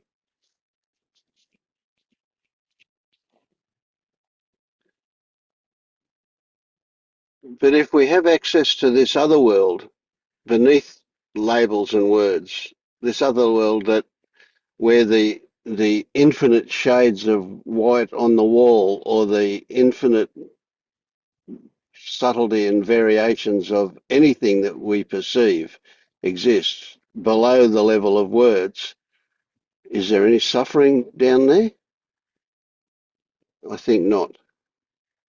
I think all the suffering exists in the conceptual world. Yet the suffering itself is not conceptual, just the reason for it.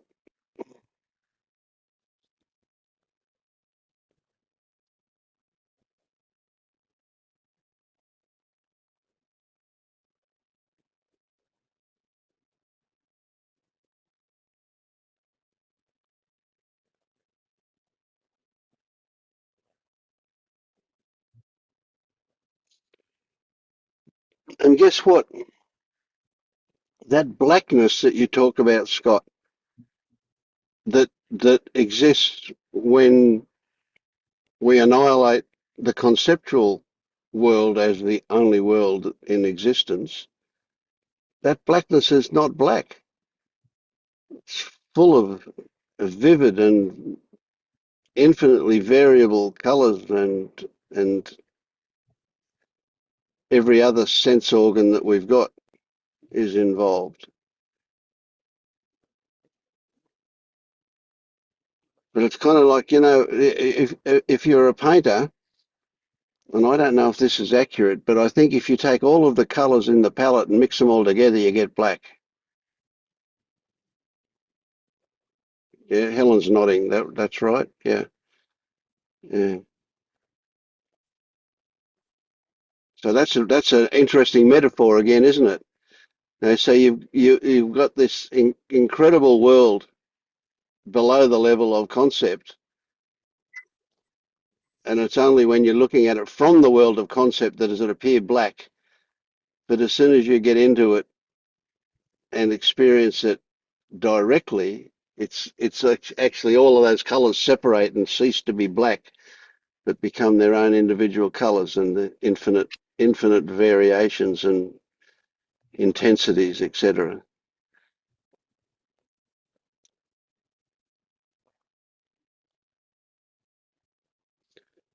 So, and isn't this partly what we're doing here? What we're learning is to cease to be a prisoner, hence the word liberation, of that conceptual world.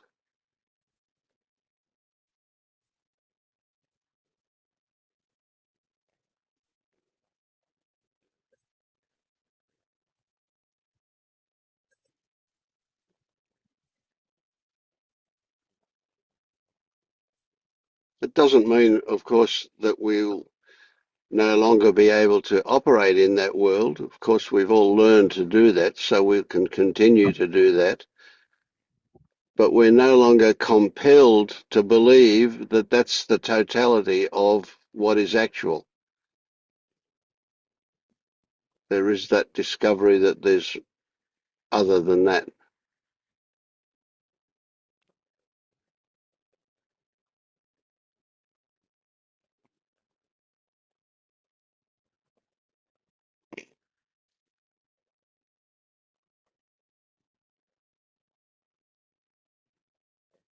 I don't know anymore what is suffering. That sounds like not suffering. I feel like I had some definition, but I've lost it.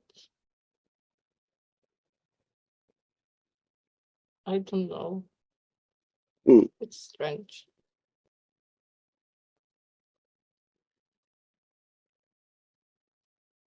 It feels strange.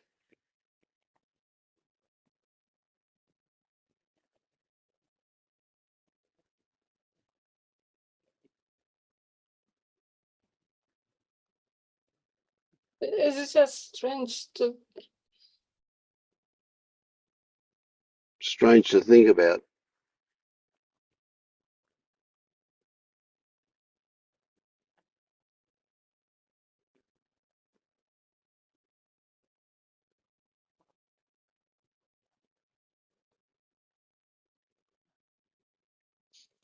I had this feeling for some time now, but we talk so much about suffering, and I'm not sure what it is.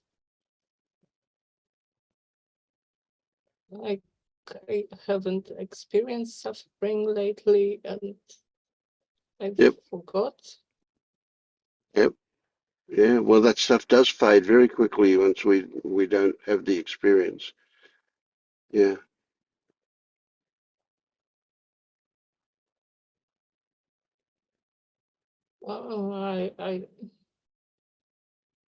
I'm deceiving myself on some very complicated level.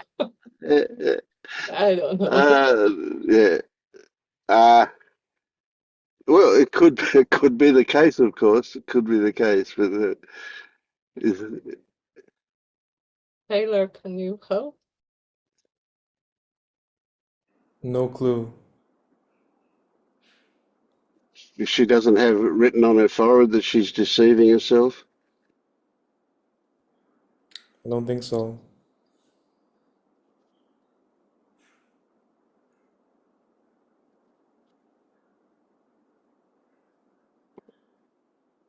Well, there is a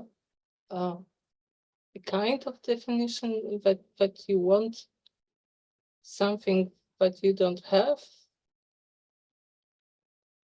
or you don't want something that you have. Well, they would be reasons for a certain emotional experience to exist, but I think it was this emotional experience that we would call suffering. That is a certain kind of experience. It would almost certainly be unpleasant. Yeah, but it's like, but I still want things or don't want things. Okay, so but how do you feel when you But don't it's get what you like, want, or you do get what you don't want? How do you feel about that? That's where the suffering would be. Not in the wanting, but in how you respond to the consequences of that.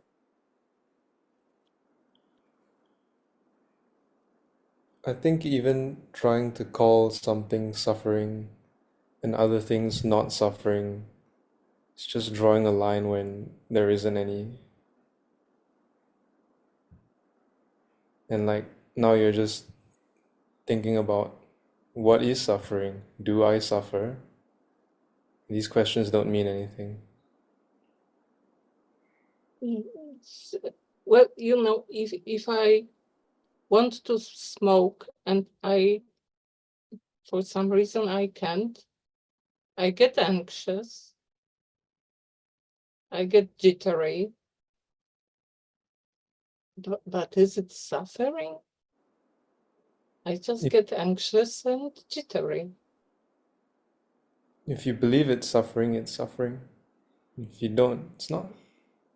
If you believe you're happy, you're happy. If you don't, you're not.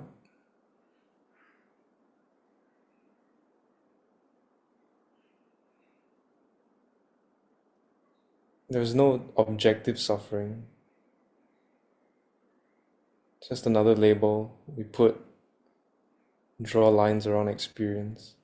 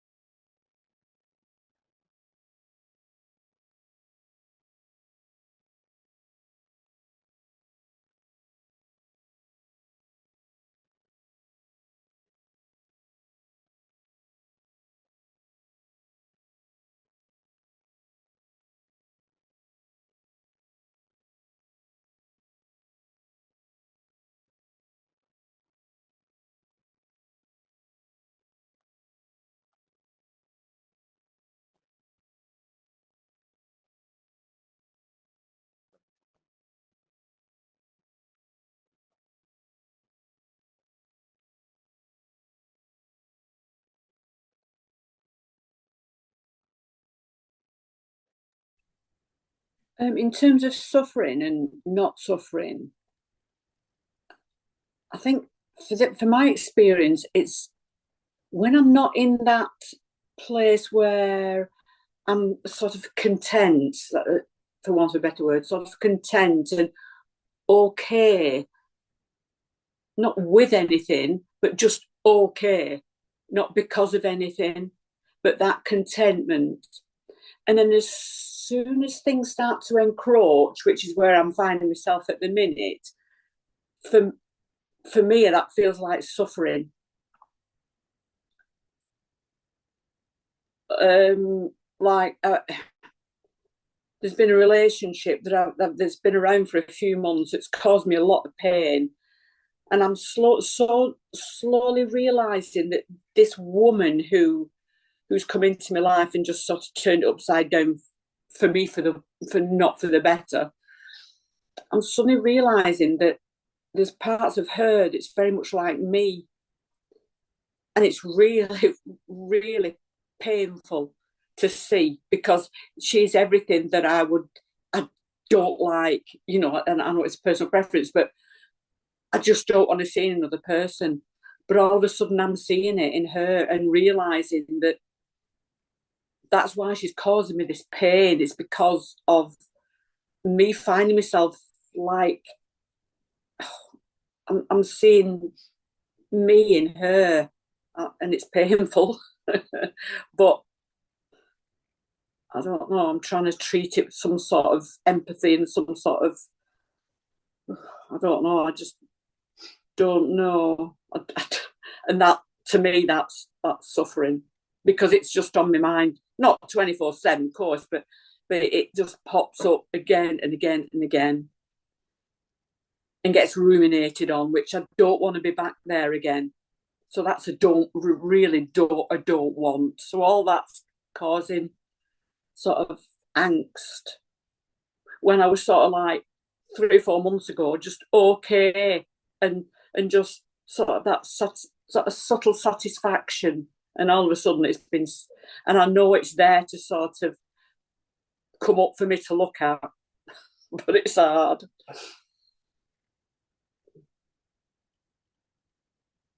And as well, I've just been diagnosed with cancer, so that's sort of, it's a, oh, that's a biggie, you know. That's not suddenly, you know, and that sort of rocked me out of my little, everything's okay with the world. These things, I just believe that these, or think or feel that these things come along to be seen and to, I don't know. Yeah. What an amazing gift you've been given with your cancer diagnosis. I hope so. I hope it's a gift. And somehow, somewhere deep inside, I know it is. But yeah. Yeah. But the thing were, I was diagnosed with the same cancer. It's been treated before, but it's come back. Apparently it was 10 years ago. Didn't realise it was so long. But then I was just in an absolute state, and just over the top reactions, over the top, you know, catastrophic, because that's where I was, a catastrophizer. But here I am 10 years later, with a totally different take on it, and a totally different reaction to it. And I can't believe how calm and how it is what it is sort of reaction. It's unbelievable. So when I think I'm not changed, or I must have changed massively to have changed my reaction towards what I'm going through now as to what I did 10 years ago. Yeah, that's a classic showing you stuff, isn't it? Yeah. Oh, absolutely. And all this rubbish non-duality that my husband thinks. It's actually, yeah, it's actually, oh, wow, that's where I've come. Yeah. He hates it. He absolutely hates it. Yeah, I get it. Non-duality rubbish. But yeah, so suddenly I've come a long way and didn't know it. Right. And this is your opportunity to go further. If there is, I don't know. I'm just going to have to. And I'm left here thinking I'm angsting more about a bloody woman in, you know, that I don't see every day is causing me more pain. Than that's quite pulled me up a bit. But hold on a minute, you know, why? Yeah, it seems yeah. Well, Yeah. I wonder if that situation is what brought the cancer back. Who knows? That's right. Who knows exactly? Yeah. Yeah, they're both opportunities for you. And the fact that you are calm in the face of the cancer is brilliant in that it really opens up opportunities for you to see things. The fact that you're not so calm with that woman is really interesting, isn't it? Really interesting. Yeah. I am finding it very interesting. Yeah. It is really interesting, and how much it's churned up in me. Yeah. in terms of fearing seeing her and how I will be, how I will react and things like that. But yeah, I've just gone through a lot of pre-operative stuff and been totally calm through all of that. It's strange.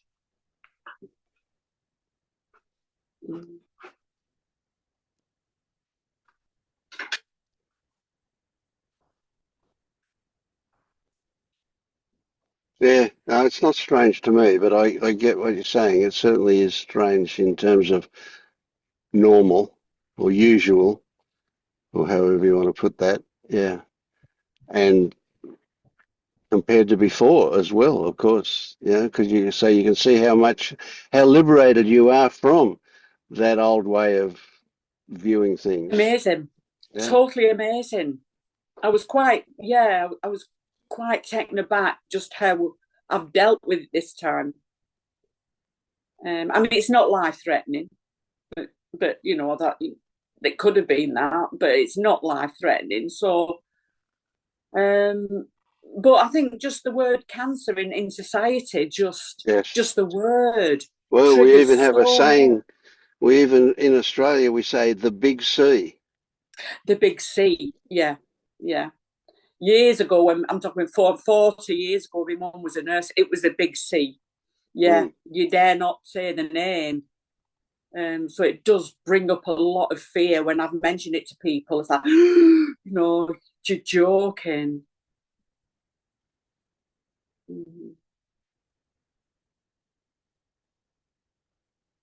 So this woman's been in your life now for quite a while, eh? And would you say that you now have a different reaction to how you used to, or is it just still the more of the same, apparently? More of the same. I've been trying to understand it and been looking at narcissistic behaviour. And you could certainly, if you look at those sort of concepts, I could certainly place her in that, the way she's behaved with me and what she's done. And they talk about you to go cold turkey, you know, if you've been in that relationship, you know, cut them off cold turkey and all of that. But she dragged a friend along with her. A friend of mine is also turned on me because of her. So I've lost a friend as well. So that's been quite painful.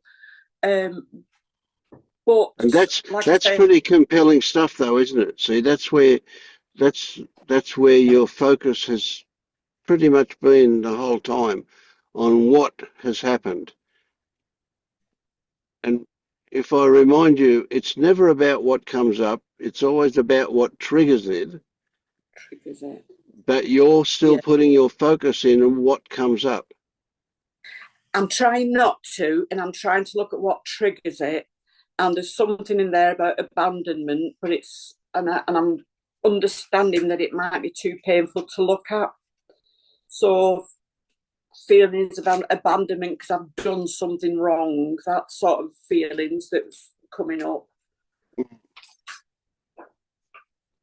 So yeah, I'm trying to look at the trigger more than this story. No, I understand. Yeah, got it. Yeah, good. Yeah. So that's definitely the right direction to be facing. So the fact that it's still there can lead us to a logical conclusion that you're trying to look at the trigger, but you're not finding anything. No, other than abandonment and left on my own, and everybody will disown me. Yes. Okay, but that's very much at an intellectual level, that discovery, isn't it? Yes. Could possibly be. Yeah. Yes. So, well, it certainly is. Yes. Oh, okay. So there's not. You're still somehow tricking yourself into not experiencing that abandonment. Oh, okay. No, I think no, I think you're right. Yeah, no, I think you're right. And I'm saying like no, no. I confuse myself with no, no. Yeah, you're right. Yeah. So something there. Yeah.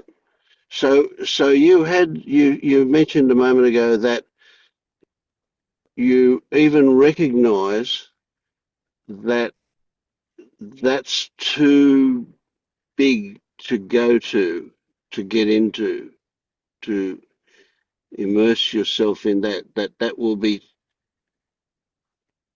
too much. I haven't thought it like that, but it probably is. Yeah.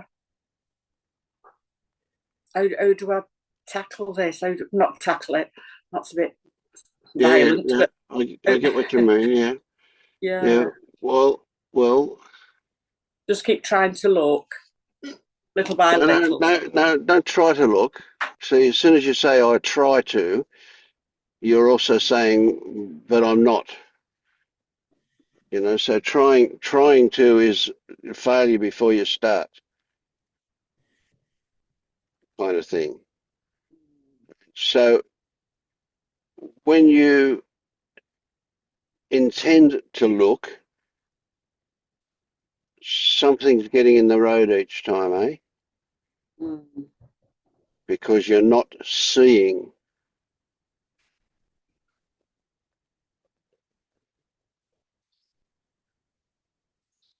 Is it the seduction of the story about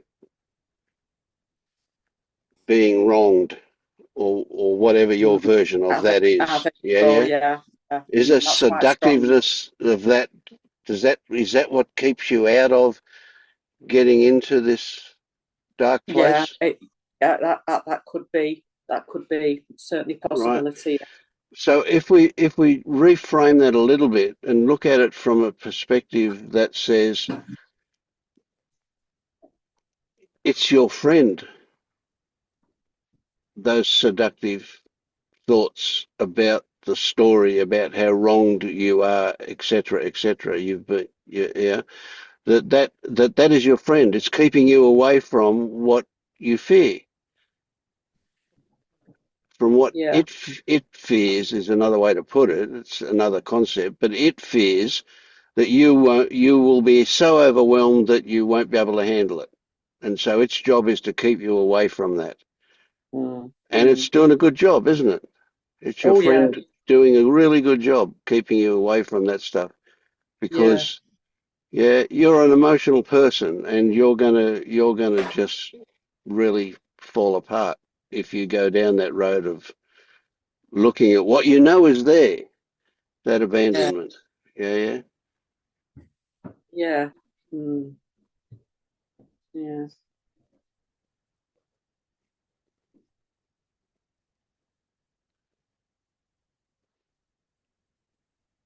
But you also know, when you say you recognize that it's about this fear of abandonment, that this Or being comes from, shamed in some way, or being shamed. okay, is that why you would be abandoned, you think?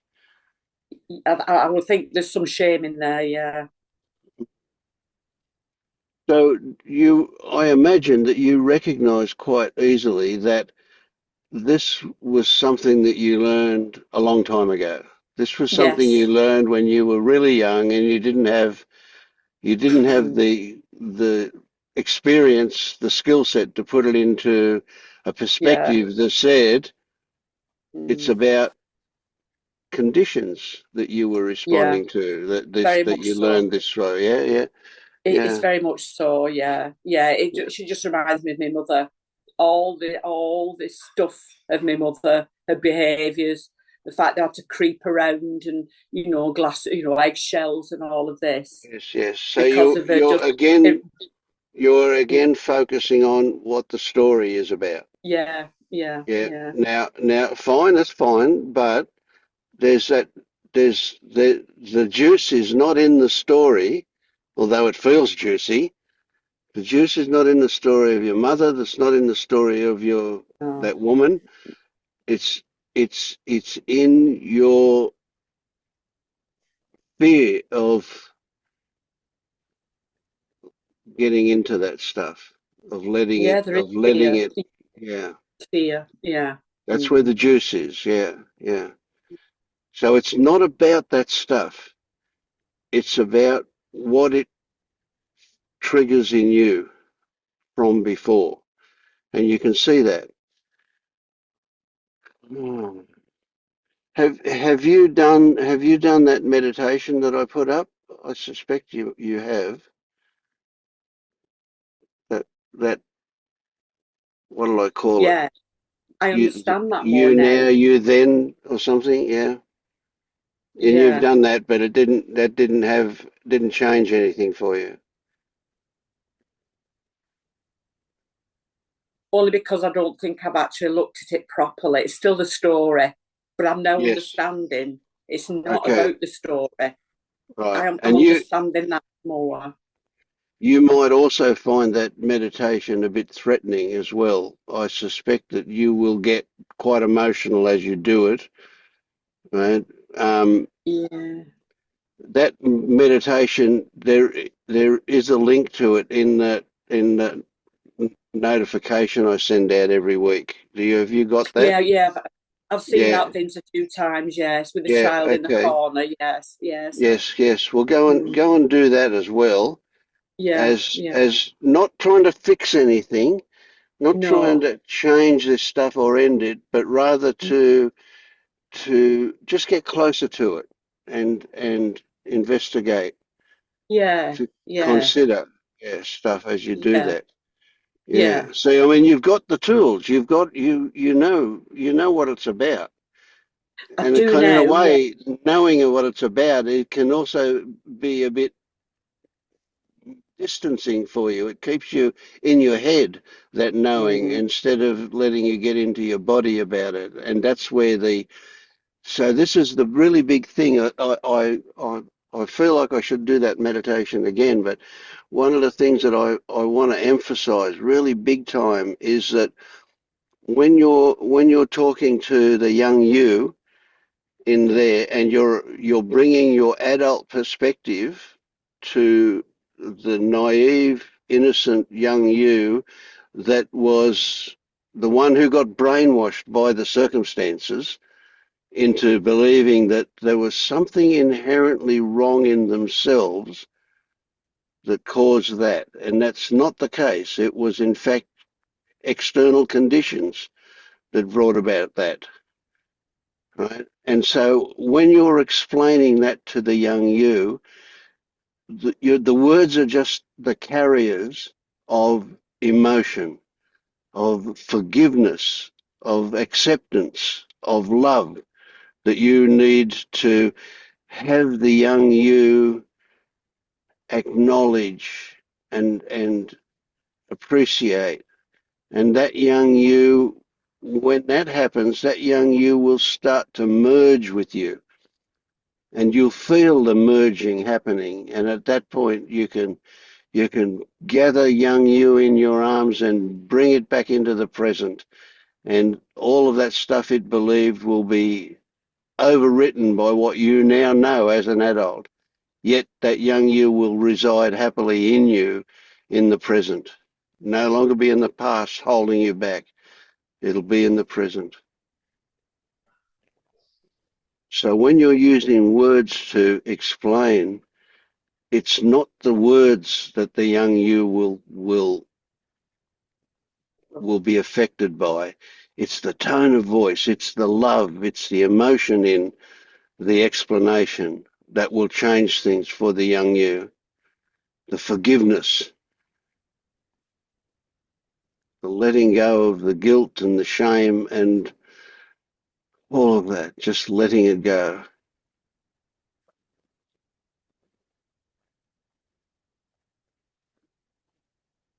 because when I look at the little me in that, like in that meditation that you did, it, she was cold and she was dirty and unapproachable. Yep. But in spite of that, she was begging for that closeness, that Yeah, contact. that only you can give, because she is you and you are her. Is that true? Do we carry our young selves with us into the now? Yep. Because I thought the past didn't exist, sort of thing, and I just sort of, that's like the future and the past and all of that. Yeah, So well, that's an overlay on how we describe this stuff. So it's not it's right, not a literal. Time doesn't exist, and so it's not yeah, literal, right? yeah, But it just, for the sake of our explanation and for the relationship that you have with that part of yourself, and even that part of yourself isn't apart. It's not separate in a way, yet it is separate in a way. So it's just a story that we're putting around that to make sense of something, right? right, And it's just that it makes sense to put it into a tangible story that is useful, when in fact what actually happens is totally mysterious and hard, not understandable. Yeah. no. It's not understandable. You think Mm. I sort of thought it were, and I can plot it all out. It's all very, that's Yeah, how you yeah, do, yeah, that's yeah, because of yeah, that, that's because of that. When yeah, yeah. actually, Welcome to Scott's world, and he'll give you something to do oh, about that as well. Yeah, yeah. yeah, yeah. You think you're so clever, don't you? I think I'm so clever by, say, oh yeah, I understand that now, and I understand that, and when really, Oh, no. well, you did, but there's just more. There's always more. Oh, Yeah, right. yeah.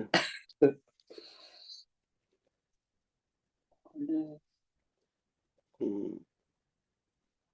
Yeah, thanks, Vince. I'll listen to them meditation again. Yeah, yeah, and give me feedback on it. I mean, I'm happy to modify it or to, yeah, whatever. Yeah, let's see. Yeah. I don't know where that thing came from. I don't know how it got there, but there it is. Yeah. But I'm seeing how universal this stuff is too. That's quite Ah, recent really, for me, but yeah, it's just really, amazing. Yeah. yeah. Mm. Well, I'm sure that's right. I mean, when we're children, I've seen my little grandchild growing up, and seeing the pain in his eyes when it's actually, when he's being shouted at or told off, which they're only little things Yeah. to us, but it's a really big thing to him. It's massive. Absolutely. And Absolutely. that's just a small chastisement. That's Yep. not big Yep. stuff. That's not continual abuse or, Yep. you know. Oh, you can imagine a newborn baby that gets hungry. It's Yeah. survival. It's a life and death thing. It's There's not something about something. survival, isn't there? Yeah, Yeah, something about survival. absolutely. These things are around Yeah. survival. Yeah. And when we're really young and naive and innocent, everything's about survival. But and except when we're in discovery mode, when we're playing and we're happy and we're in discovery mode, survival doesn't exist. We're invincible. But the moment things aren't going our way, or the moment that life takes a turn and we get serious, it is survival. Yeah. Yes. Yeah. And so I say to you, every child experiences trauma. I mean, Yeah. there may be the odd exception, but essentially, There's I degree. It's think just degrees. It's just degrees exactly. of it. Yeah. Yep, yep, yep. And then you can go, that hungry baby, uh, the intensity of the emotion that it feels is no different to anything it could ever feel. It could be have its life threatened with annihilation. Somebody's going to shoot it, or who knows what. But and it would feel the same level of intensity as it does when it's hungry. Mm. Everything is total all the time. You watch a young child who wants ice cream. It's total, absolutely nothing short of everything. in that whatever. That, Yeah. yeah, that moment, yeah. Well, of course, we generalise, so everybody's different too. Yeah.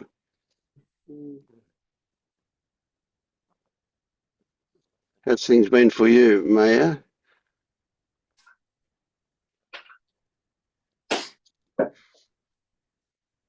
Hi, it's been quiet. It's been quiet, and it made me think that it irritated me how quiet it was, because I'm ready to, you know me, and jumping head first into challenges. So there were not many challenges for me, not enough challenges, but just some small stuff. And these discussions today, they brought up a lot. I'm so too much in my head, and many things that were said today, I curse my education now, because I know them. I know everything. I know everything about conceptualization and how language organizes what we think. Not everything. Nobody knows everything, but I know so much Yeah, about yeah, it. I get it. Yeah, yeah. And this makes me staying in my head, not going deeper. And I know there is a layer of language, and there is everything else beneath it. I know, but I know it's in my head. I'm looking how to experience it. There is this thing with colors. You mentioned colors today. There are languages who only have two basic words for colors, and this is then something like light and dark. There are languages who only have three. If there is a third color, it's red. There are languages with four. If there are four, then it's either those three and blue or green, and so on and so on. And there are languages with 10 or 12 basic color terms. But people who speak languages with only two basic color terms, they only have two words, but they all see every color we can see. So this is just the same. There is experience and there is language. And I wanted to pull my hair off because I know it, and there is no way for me to get beneath it.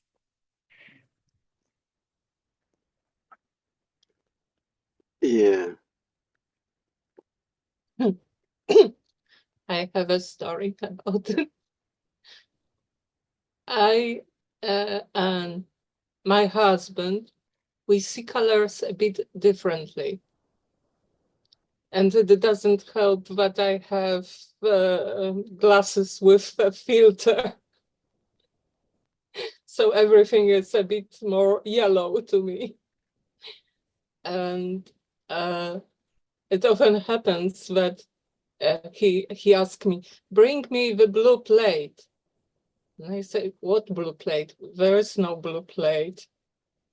So he comes in this plate, but this is a green plate. And it would be stupid if we started to argue, no, it's blue, no, it's green. It's just that I know next time if he asks me about blue plate, it's about this plate. When I was But little, the plate is neither green nor blue. Yeah, yeah. When I was little, I was wondering if everybody sees the same color the same. We have the same word for it, but we cannot know. There is no way to know if it's really the same for everyone,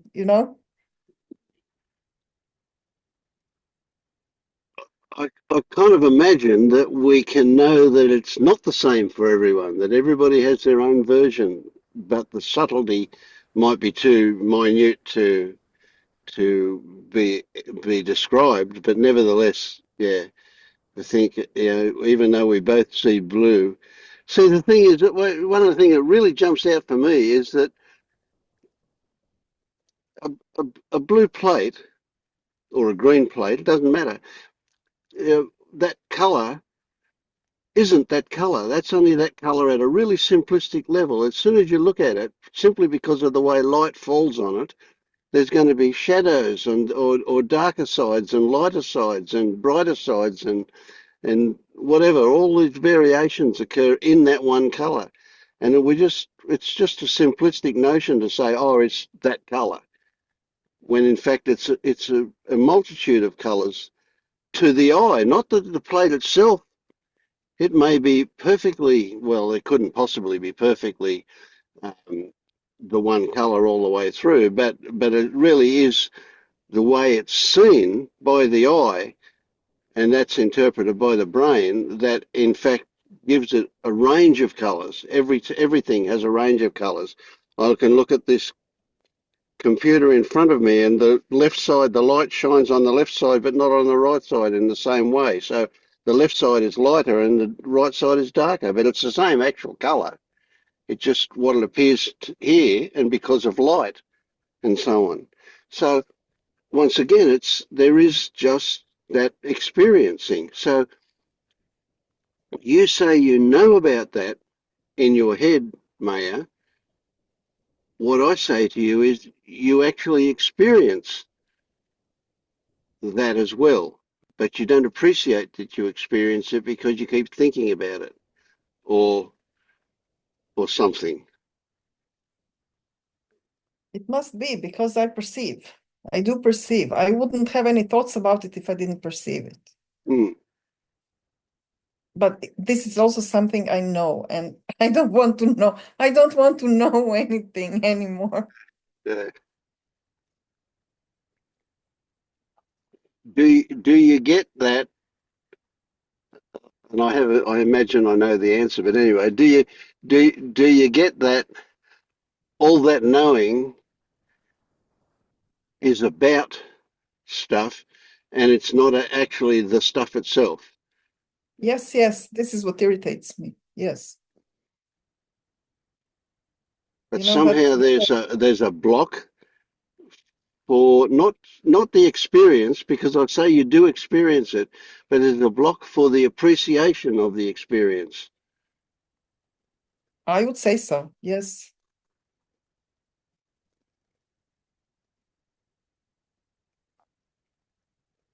I agree.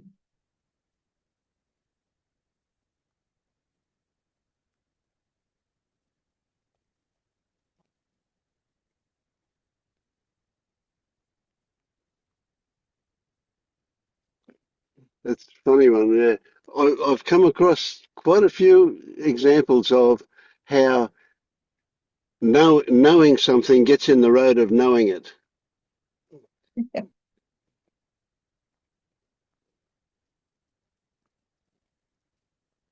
That old stupid sentence from Westerns comes to mind. We had to shoot him because he knew too much. I know too much. Shoot me. Yeah. Oh, but we don't want to shoot you, but we will if we have to. Yeah.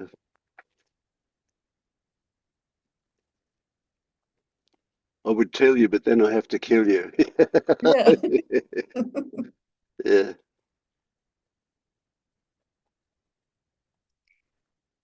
So yeah, it was quiet. There were few nuggets in the classroom.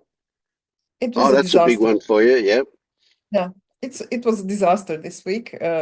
Those two lectures. Okay, the first one 8 in the morning, and I do understand they are tired. It's too early to start at 8, but okay, it has to be. And I have this timetable for years, so it's my slot.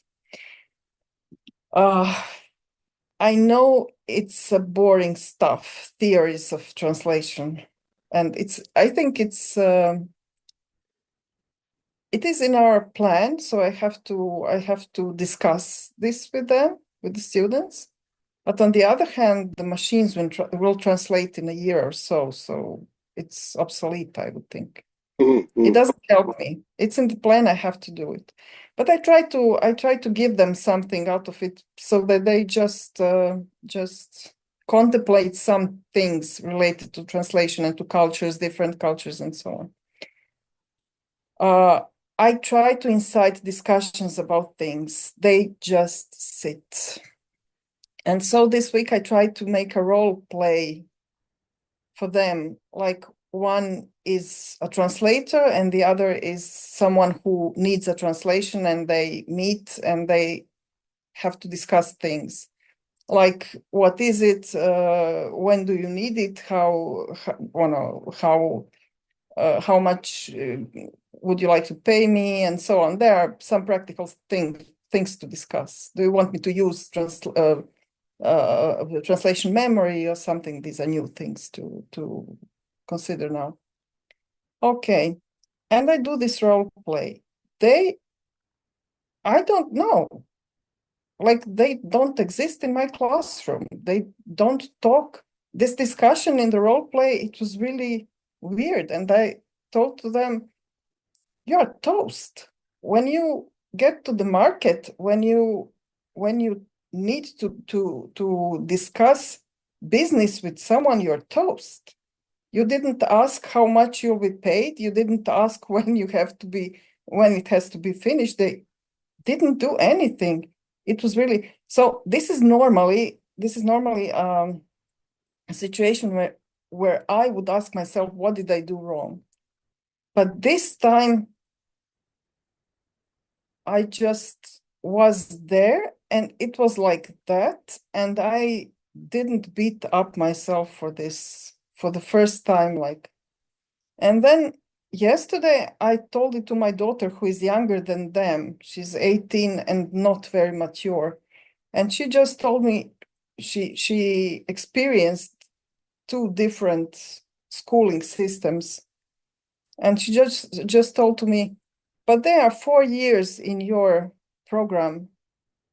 They are beaten up. They are just, it's too much for them. They're destroyed children. And it really was like, they are products of the circumstances. They are products of where they are brought up, where they are studying and everything, and it's not me. I did my best. I really did my best. And the other group, the afternoon group, they were okay. I mean, groups are different. It's not always that I have a group like this. This year, this translation group, they're like dead souls sitting in front of me. I don't know. The other group was better. Not okay. They're okay. They're more okay. I have them. They're younger. They spend less time in our program, and I had them last year, so it's my conditioning from last year for them. I made them, so it's easier with them. This, and so, yeah, it's new for me that I didn't think so much that it was my fault for them to sit there, and that I should now sing and dance for them to be happy and to be more alive. So do you see how major that is? Do you see that is a significant shift in something? Yes. In seeing that I don't have control. I don't have control over what they are and how they are. I don't. Yes. Okay, yeah. And you also saw, as you stated earlier, that they were indeed a product of the circumstances. There was nothing inherent in them directed towards you. Yes. And this is my problem normally. I have difficulty with this. So this was the pretty first major time. stuff. Yeah, for sure. Yeah. And I'll stay with it later on. It will develop. The situation is developing. I have one more week until Christmas, and then after Christmas, 3 weeks in January, then a break, 1 month, and then again so we'll see. We'll see how it goes. Yep, yep. And I would expect that because you are no longer occupied with feeling that there is something wrong with you about it, that the consequences of that will be that you will be more likely, you'll be more open to possibilities about how to change the situation, how to make it better. Hopefully, but let's see. And I won't set any expectations on me or on Perfect. them, Yes. on Yep. anyone, Yep. Yep. anyone. Yep. So we can depend or not. Yes, maybe so or not. Who knows? Yes. I Yeah. mean, this is an old lecture series, so I have it prepared for years now, and different groups react differently. It is a boring stuff a bit, as I said, and I tell this to them in the beginning. This is a little bit boring stuff. I will do my best to make it through discussions and everything, so that you don't die on me. But we'll have to go through it because it's in the program. Okay. And I don't expect too much. I don't want them to learn anything by heart. This is normally expected in Croatia. Yes, I don't yes, want of them course. to do Yeah, that. yeah, For yeah. the So of exams, course everybody on their telephone these days has an app that will translate from any language to any language, right? But yeah, but what they can do, the app can't do. They can put inflection into it. They can use emotion. They can use hand movements and things like that that the app can't do.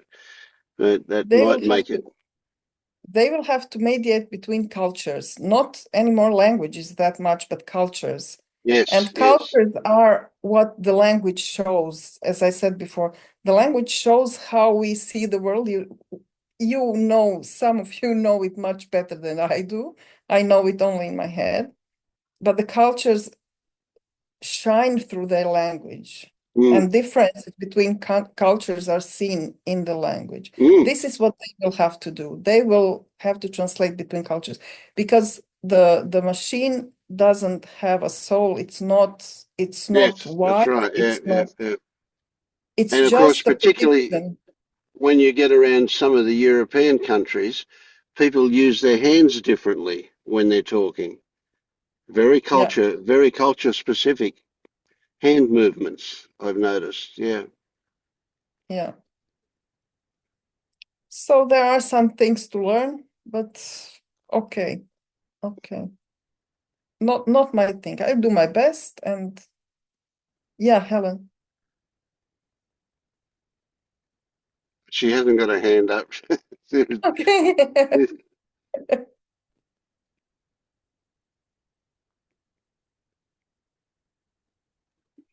You're muted, but we understood what you were saying. Yeah. So, and the other thing was with my mom, a little trigger, just a small trigger. And I understood in one moment it would be something that would blow me off before. And now it was just a little, I felt anger. She did something and I felt anger. I should have felt, well, I'll say it like this. I think I should have felt compassion, but I feel anger because of complicated Mm, relations. But on the other hand, when I said I should have, I know it's not I should have. It right. is what it Okay. was. Yeah. Yeah. So So it was so just, where the focus is most valuable there is not about um, the anger that arose up, but what what was the trigger for the anger? What was the feeling, and then what were the sensations? Rather, what were the stories that were associated there that said things should be different? Yes, I think I know what the trigger was. I mean, she started to sigh something and telling something about how she hurts. I should have some compassion because she maybe really hurts. I cannot know now because she's telling things and I don't know what's real, what's not. Yeah. But she used to complain about her health all my life, Yes. and And so now you it's too assumed much. the same thing was happening, and Yes, yes, yes. It's too and much for me, and I feel anger for quite some time when she started doing this. yeah. So when before this used to happen, all her life, all her life, which was all your life, I guess. Um, in the early days when that happened, with that um, annoyance that would arise, what was that about? Was that about you being manipulated, or about you having demands put on you, or what comes up as what was underneath that when it first started to happen for you? At first, when I was little, it was fear for her life, and for her health. Yes, I but you weren't felt feeling fear. angry then, were you? You weren't feeling angry or upset about that one. You were feeling compassion then, eh? Yeah. And then somehow that changed. When you realised that it was just her habitual way of being, did something change for you?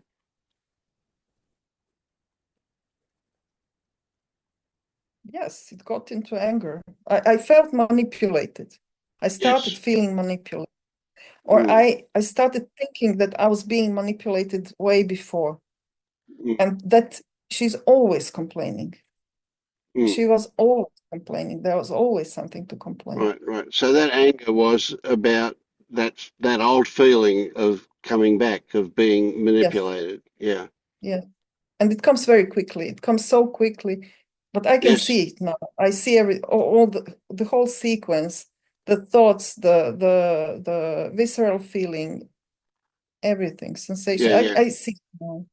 Yeah. And these things explode out like a volcano or something.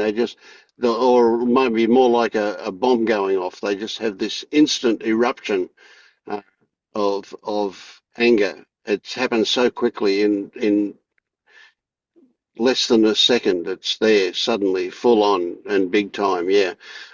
Yes.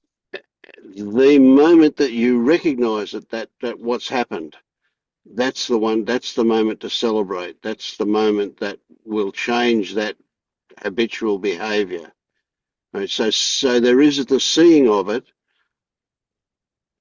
um, and that should change it. Except that this stuff happens so fast that it's almost like the seeing can always only come afterwards. Uh, that it's going on. So so it is a case of we have to accept that instantaneous nature of it means that it's going to be there quickly. But by putting emphasis on the moment of recognition, the moment that you saw that you were lost in that emotion and that anger that turned up, the moment you saw it is as close as you can get to the origin of that. But by celebrating that moment with a laugh, you'll get closer and closer and closer to it. And so eventually you'll see it when it's about to happen before it actually does. And at that moment, it's broken. You won't be compelled to do to do that anymore. Yeah. Okay. I just forget to laugh. I see it very quickly, not before, but as Yep. it's Yep. happening. Yes. And Yes. the volcano is very small now. It's not big Yeah. Good. anymore. So it's changing. It is changing then. Yeah. And for me, this happened for years because anger was my go-to thing before. And then it would occasionally happen. And when it happened, it was like, oh, okay, that happened. So there was no suffering involved with it. There was no guilt about it. There was no remorse. It was just like, oh, okay, it happened again. Um, I was going to say, but it hardly ever happens anymore. But it did happen to me the other day. I don't even remember what it was about now, but it did. Yeah. And with my wife, she's the master at triggering that stuff. Well, I am, of course, but yeah, she's involved. Yeah, sorry, Bianca. I have a question about students. When you were a student, did you like engaging in discussions and role plays? Because I hated it. I was the one ask me. Mm-hmm. However introvert I was, because I don't know, there was a lot of, as I was studying and today as well, there was a lot of politics discussed and everything, and I was interested in it, and other students weren't so much. So, and it was so easy for me. Everything was so easy. I mean, I studied French and German, and it was just a children's play for me. Mm. Well, you know, I was a good student, but when there was a discussion or a role play, I felt so. Everyone is looking at me and judging me and what they think about me. It can be intimidating, but the one I did so what I arranged for them was first 2 initial students who had to agree to do it, okay? And all the others, when they see something where they would do something different, they could intervene and we will make the change.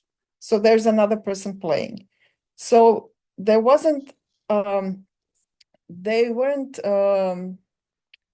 forced to do it. And those who wanted to say something were allowed to say something. They were allowed to continue the play.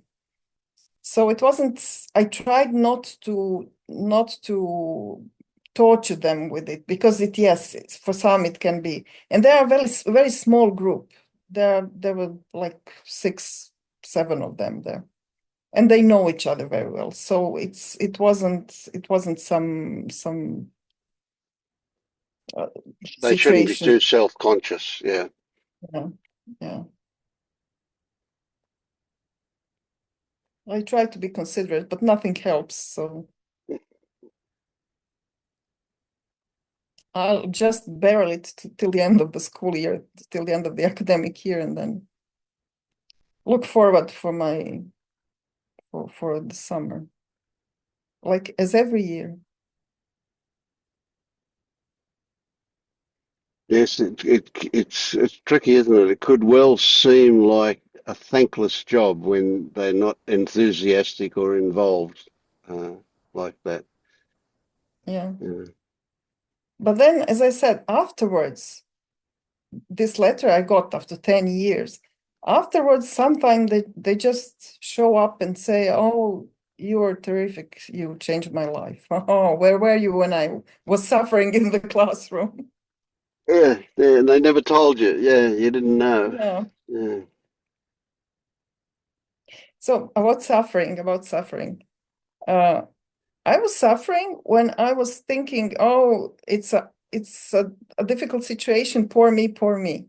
But now, when I have this different mindset of, "Oh, difficult situation, great, great. Let's examine it. What's what do I feel? What do I think, and everything."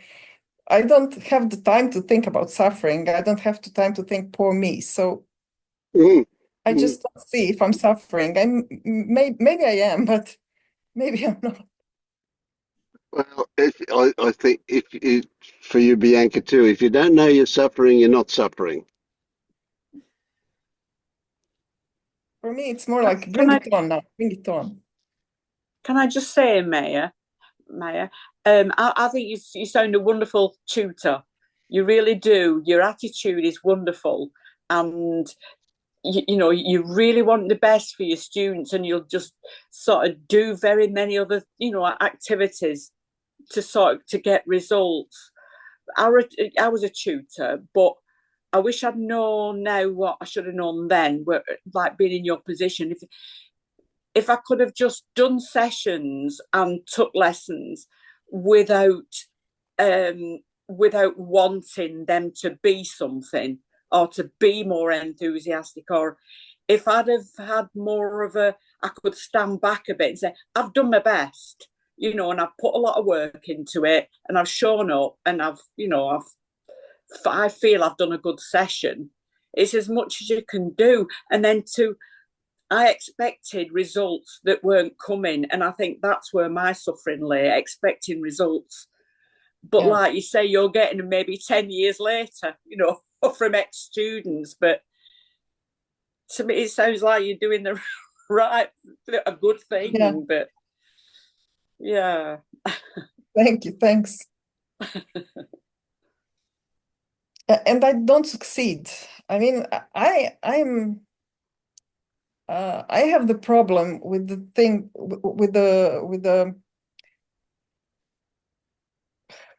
with the fact that this is boring stuff that I have to teach. I do have a problem with that, and it's difficult to make it palatable.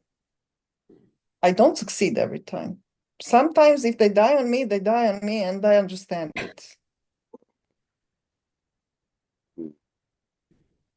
I inherited the course from a colleague.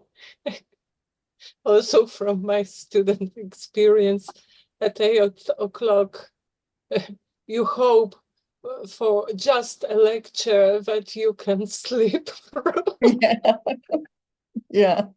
Not engaging in discussions.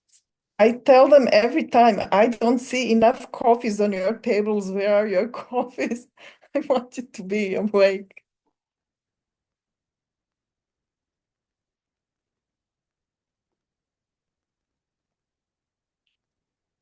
So this week, Bianca, baby steps for me.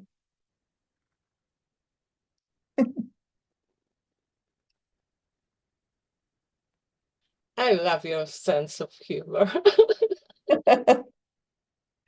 Thanks. If you asked me, I would like to laugh till my last day. Laughing would be my thing. And I told you, I try to joke in the classroom. I really try not to overdo it and not to overstep somewhere. But there was discussion with this afternoon group somehow. I asked them, we talk about the internet language and the language in the internet.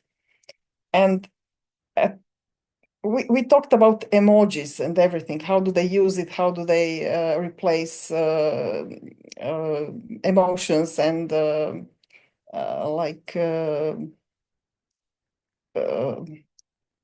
body language and everything? And at one point, I asked them, do you feel forced into internet communication sometimes? Is it too much for you? Because this is like internet generation, they live in their phones and everything. Is it too much for you sometimes? And they said, oh, yes. When professors ask us to join WhatsApp groups related to their classes, and they have to be there. And sometimes they say, we just type something, you know, we are students, and on the weekends someone drinks something and then overshares or says something that shouldn't be. And I said, oh, don't you think the professors drink something on the weekends as well? So I try to laugh with them. I don't know how it comes across, and I don't care anymore. I have to have fun in the class. Mm.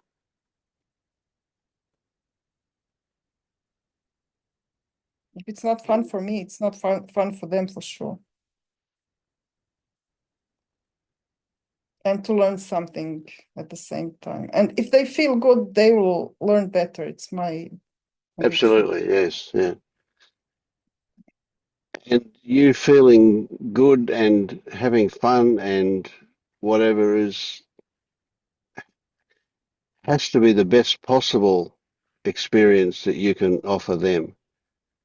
You know, imagine anything other than that. Imagine being super serious or being disciplinarian or any of that other stuff. None of it's going to be as pleasant as you feeling happy and joking. Yeah. But you know, there are also jokes about professors, older professors, trying to make students laugh, and they are other generation.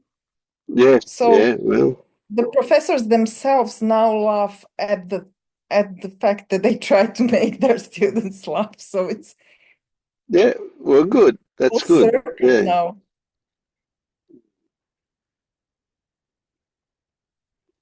I Yeah. don't It's know. it's different when it's relaxed and authentic to when it's a strategy that's being applied as well. Yeah. Yeah. Mm.